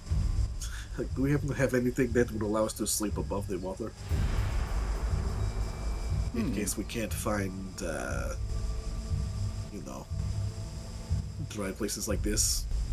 Not sure, but if I remember correctly, I do have. Yeah, I have enough cloth so I can make us some hammocks. Even one for you. I guess I could use. I do have something here that will make at least the night comfortable. It's the only one-time use, though. Guess you can use. It's the potion that would pretty much make this area completely habitable. And Let's say it's that only for Once really ever, hard. or only like once a day? once ever. Sadly, I would Oh, have to don't use remake that. it. This isn't worth that.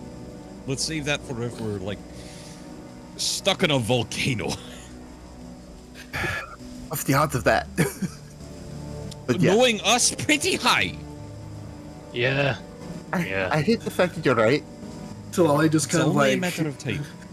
like, what's the odds if we get the volcano? Talali just kind of like has a look like, I wouldn't count it out.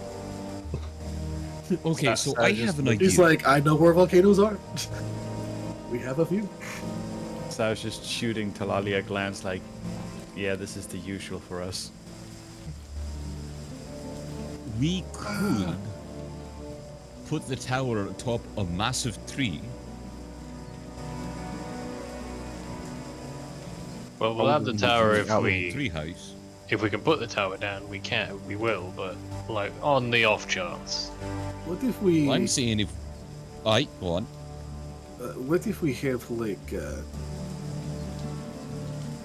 So we have large individuals like myself. What if we made like we have a lot of, I think, empty barrels. What if we had just a large raft with barrels underneath, and have the raft large enough to be able to support the tower? Oh, so it floats on the water. Oh, tower boat! That just looks. That's gonna be looks really back- top heavy. It will, Angus. but you know, if we have to sleep at night, we can. And it's not like there is a really flowing water in here because it is obviously so stagnant. But Aye, you know, true. not like there's currents to knock us over. And if we have to sleep at night, we have trees to attach ropes to, so it doesn't wibble wobble. As long as it won't fall down. You do have all those barrels of gunpowder. We are not. Yeah, we can use those. Yeah, so let's put Are you our fucking incredibly kidding me? top-heavy tower on gunpowder on water. Yeah, why not? What could go Look, wrong? I already have a plan to deal with, you I know, have a plan. alright. trying to not die while killing something. I don't need that to happen early. It's fine. Hey, as long as it's wide enough, it's not top heavy. That's all I'm saying. Angus has So- like a bing, like epiphany moment. Wait, the magic prevents the tower from being tipped over.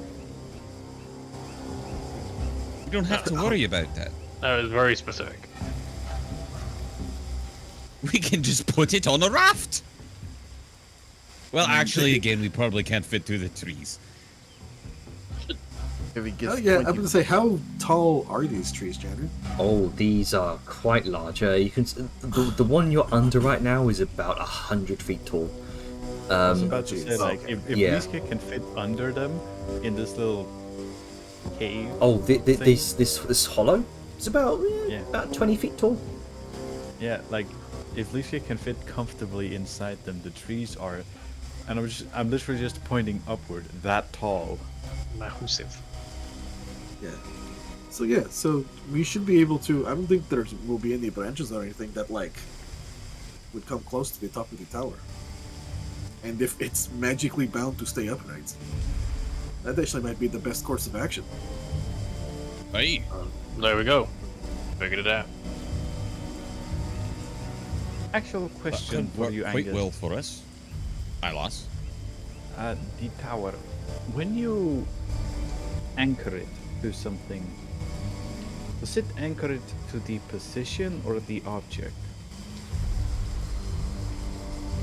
Above board, it says it can't be tipped over.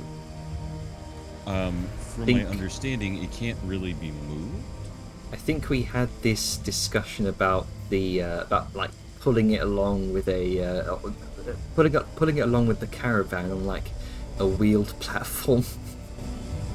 Yeah. I think it can move, but it can't be magically upended.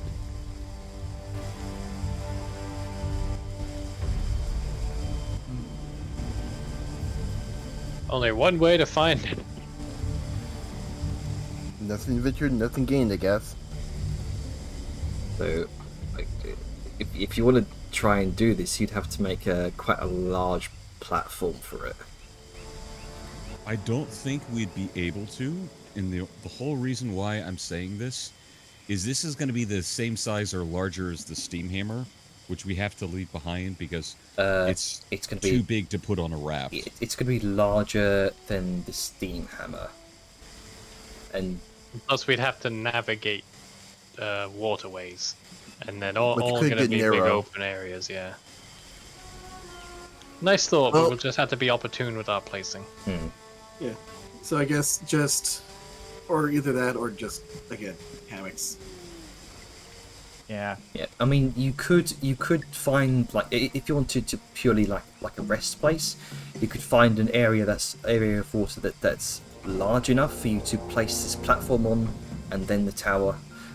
But you probably wouldn't be able to move it far because of some of the narrower waterways. Yeah. I'd probably vote for hammocks just. Gonna rough it. That'll be nothing new for Dujard, roughing it, apparently. Nothing wrong with a bit of roughing it. Language. All right. So What is going in your head? is need to find Practical things. what are you going to be using for hammocks? Just like improvised bedrolls. Oh no. Yeah, we'll I figure that got it. out when we get to it. Yeah. All right. I have a sewing satchel. I have 24 pounds worth of bolts of cloth. Oh yeah, you've got your +1 tools, don't you? Yeah, That she's too. literally something like a be all end all. Yeah. There you go. Then you can just I will craft a few. sew us up actual fucking hammocks. There you Hell, go I'll then. even reinforce one for Lishka so she can actually also have a hammock. Appreciate it. All right. So that's the plan sorted. So you're going off to leave for this hermit, correct? Yes. All right. First Idiot for plan. the boats. Wait, what time of day is it? Didn't he say something about Yeah, doing you- it tomorrow or something? Yeah, you wanted to do we're going to sleep first. Yeah. Okay. So kind of resting here for the night.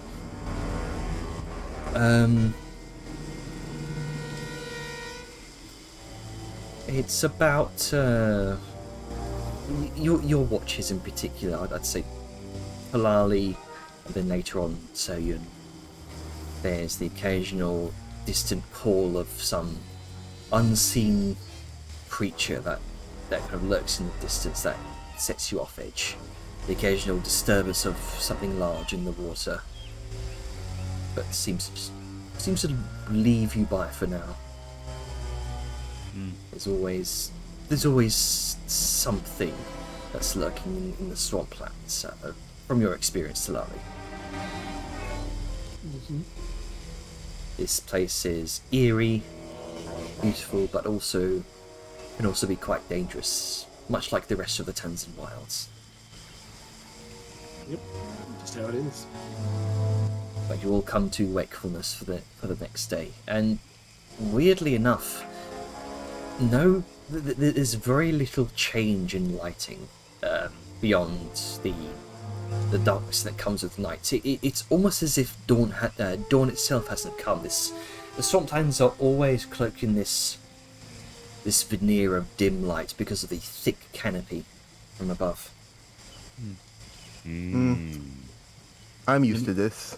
Do you know what I Shar. just realized? What's that? If the Shar learns immovable object spell or has it, and casts it with Yeah. a 4th or a 5th level, it lasts for 24 hours, which means you could effectively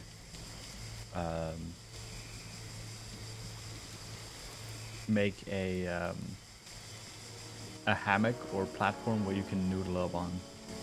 Ah, I do have a movable object, I think. Hold on.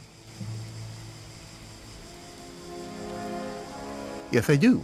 there you go. So you just take like maybe like a long branch that you We found. still had those rods.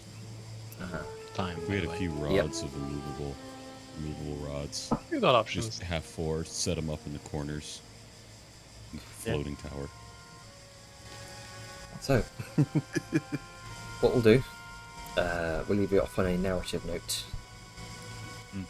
You, following this morning, the next morning here, you set off. You begin to follow Quetzal's lead. You make your way deeper into the swamps. The journey is slow and arduous. The dense undergrowth creating this labyrinthine maze that seems to close in around you. You follow Talali and Twitzel's lead here, guiding you through hidden paths and shallow channels that would be impossible to navigate otherwise. You can see that after several hours, the oppressive swamp begins to give way to a small clearing in the centre, which stands a modest wooden hut elevated on stilts to keep it above the swampy ground. The structure it's humble but sturdy, crafted from the local cypress and mangrove wood. Smoke curls from an improvised chimney, the scent of fresh wood shavings mingling with the earthy aroma of the swamp, adorned with various trinkets and charms made from bones, feathers, dried herbs.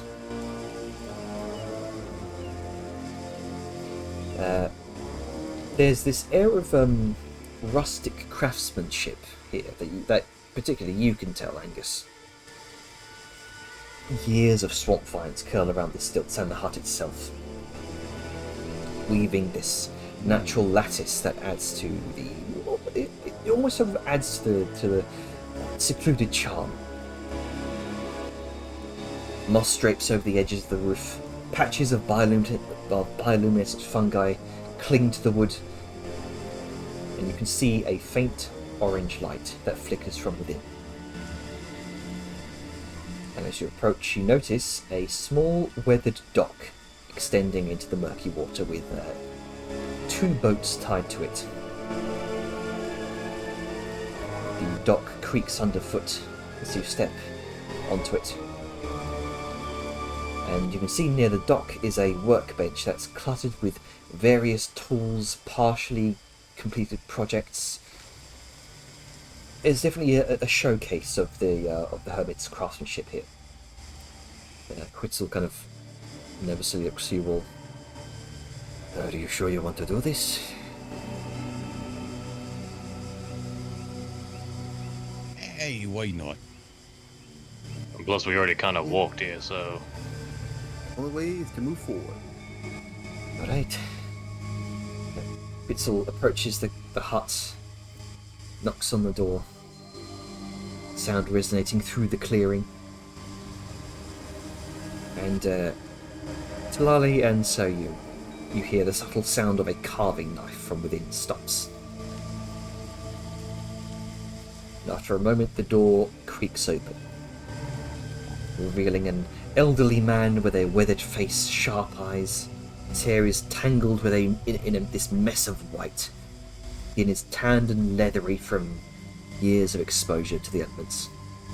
He's got simple, practical clothing, patched and worn, a little bit dirty. He's a little bit wild in his features.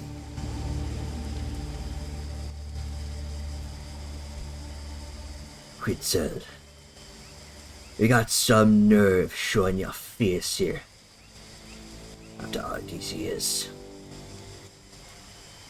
His eyes narrow, his face a mixture of suspicion and lingering anger. The atmosphere around the hut seems to grow heavier, the surrounding swamp almost holding its breath. And that's where we'll leave off until next session. Nice. Fun. Drama. What indeed. Why do I have a feeling that if we piss him off in some manner, our journey is only gonna get harder? Nah, be fine. Yeah, you don't fuck with the druid in the woods, dude. Yeah, that's. Even as a mage hunter, there are some magic users you just don't go after. Swamp druids especially will fuck you up.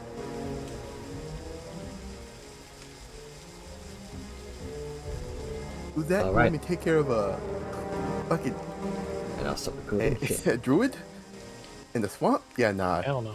I'm good.